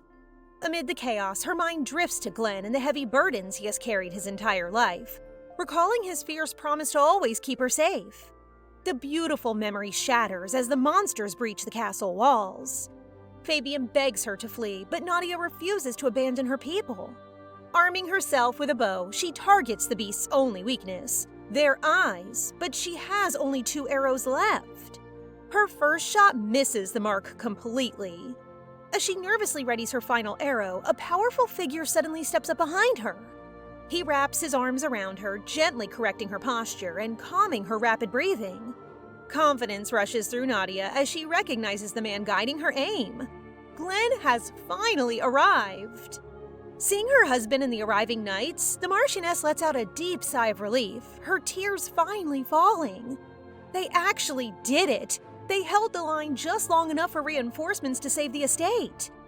When she eventually wakes up in bed, a severe wave of muscle pain makes her wish the entire siege had been a dream. However, the heavy casualties are too real to ignore. Her immediate thoughts turn to the wounded men, and she anxiously asks about Fabian's condition. Hearing this, Glenn instantly sulks. He openly questions how she could focus on another man the moment she opens her eyes, especially after such a long, painful separation. Amused by his obvious jealousy, she tries to soothe his ego by pinching his cheeks and acting cute. Glenn softens, but the intimate moment shatters when she bluntly points out his flaky skin and heavy eye bags, noting he looks significantly older. Sir John interrupts the playful bickering, revealing that Glenn forced the army to march for 3 straight days and nights without rest to reach her. John also clarifies that Noah the dragon bypassed the main castle entirely, directly delivering the message by shockingly speaking in an eloquent human voice. Meanwhile, in his own chambers, a brooding Jiho reflects on his latest military achievements. Despite the praise from his peers, he feels completely defeated. The House of Winterfell has captured the kingdom's adoration for their heroic rescue, leaving Jiho to wonder if this brilliant political momentum is the real reason Nadia chose Glenn over him. Back at the castle, the perfectly matched couple prepares to host their grand victory banquet. In the grand banquet hall, Fabian and his knights drink to their heart's content, celebrating their hard-won survival and the Marquis's safe return. Their battle wounds have healed miraculously fast, a feat that men attribute to Nadia's mysterious antidote. Only Fabian knows the stomach-churning secret behind the tonic's regenerative properties. It is made from troll skin and blood. Wisely, he keeps this culinary horror story to himself, focusing instead on enjoying the 60-year-old wine Glenn generously provides. Watching the rowdy camaraderie from the sidelines, Glenn notices Nadia is already tipsy after a single shot. He gently coaxes his flushed wife into the serene castle gardens for some fresh air. Standing beneath the majestic millennial tree, Nadia casually mentions past nighttime picnics here with her maid and Fabian. Glenn's possessive jealousy flares instantly, but it melts away when she reveals her true purpose for visiting the tree. She came to wish for his eternal happiness, preparing herself to leave so he could find a love built on honesty rather than past deception. Stunned, Glenn steps closer and rejects her self-sacrificing plans. He gives her a choice: walk away or stay and accept his devotion. And it looks like she had made a very nice choice when she wakes up with love marks all over her body. Flushing at the memory of last night's passion, Nadia tries to escape the bed, only for Glenn's strong arms to trap her in a tight embrace. He confesses he stayed awake all night, completely captivated by her presence. When the maids prepare a warm bath, Glenn promptly dismisses them, eagerly offering to wash her himself. Nadia protests that she's not paralyzed, but her defiance only invites a predatory gleam into his eyes. He hovers over her once more, ensuring the Marchioness will not be walking comfortably for a week. Are we interrupting something here? Later that day, Glenn's father visits, pressuring the couple to produce an heir to secure the Winterfell lineage. Glenn defensively shields Nadia from the intense pressure, prompting a private retreat where marital tension erupts. Irritated that Nadia dismisses their recent intimacy as a mere alcohol-induced fluke, Glenn demands answers. Nadia tearfully confesses she feels unworthy, believing she merely used his affection in the past. Glenn fiercely rejects her guilt, praising how her brilliant leadership transformed their barren fields into fertile territory. He vows to erase her doubts, sealing his devotion with a deeply sincere kiss. Meanwhile, his father sits alone in the parlor, sipping tea, and wondering if his sudden family planning speech caused a lover's quarrel. Jiho recalls the past, remembering how Nadia once begged for his recognition, only to be cruelly cast aside. Now, seeing her thriving, he forms a lingering plot to reclaim her. It is really giving peak Toxic X energy. Meanwhile, summer ushers in Nadia and Glenn's second year in Winterfell. As the couple rows lazily down a sunlit stream, observing maids gossip about their shared bedroom and Glenn's strict nighttime privacy rules. The butler, Mr. Gordon, weeps tears of joy that the former Marquis's wish for an heir is nearing reality, quickly pivoting from crying to planning a shopping trip for nursery furniture. On the water, Glenn tenderly secures Nadia's sun hat against the northern breeze. He recalls his childhood in the sweltering south, mentioning a reserved young girl he once met who possessed brown hair, green eyes, and a striking resemblance to Nadia. Pulling her close, they lie down to rest, exhausted from their secret nighttime activities. Later, Sir John reports an influx of Eastern refugees, suggesting their labor can expedite the reconstruction of the northeastern region. Glenn consults Nadia, who enthusiastically approves. However, dread suddenly paralyzes her. She remembers this exact timeline from her past life, the impending poisoning of the Emperor. As her teacup shatters on the floor, Glenn gasps in worry. And on the other hand, Nadia has just realized that she's about to reach the anniversary of her own death. The second prince, desperate to overcome the first prince's deeply rooted influence, orchestrates a ruthless coup. He poisons the Emperor, framing his rival for the assassination to brand him a rebel and clear his own path to the throne. In Nadia's past life, this calculated scheme succeeded perfectly, leading directly to the first prince's execution. This time, however, the tables have turned. During a heated council assembly, nobles argue over a suspicious last-minute will naming the second prince as the rightful heir. While conspirators demand immediate acceptance, the loyalist faction presents definitive, groundbreaking forensic evidence. A recent southern study reveals that combining a toxin from the bufferfish with hern herbs creates a delayed fatal reaction, manipulating the exact timing of the murder. Because a chaotic kitchen delayed the morning cleanup, investigators successfully retrieved breakfast utensils coated in the lethal substance. The definitive blow falls when a verified letter emerges, proving the second prince himself gifted the rare bufferfish to the palace. Exposed for both assassination and forgery, the second prince and his conspirators are branded as traitors and promptly stripped of their titles. Sitting safely across from Nadia, the first prince marvels at how her clandestine spy work altered history.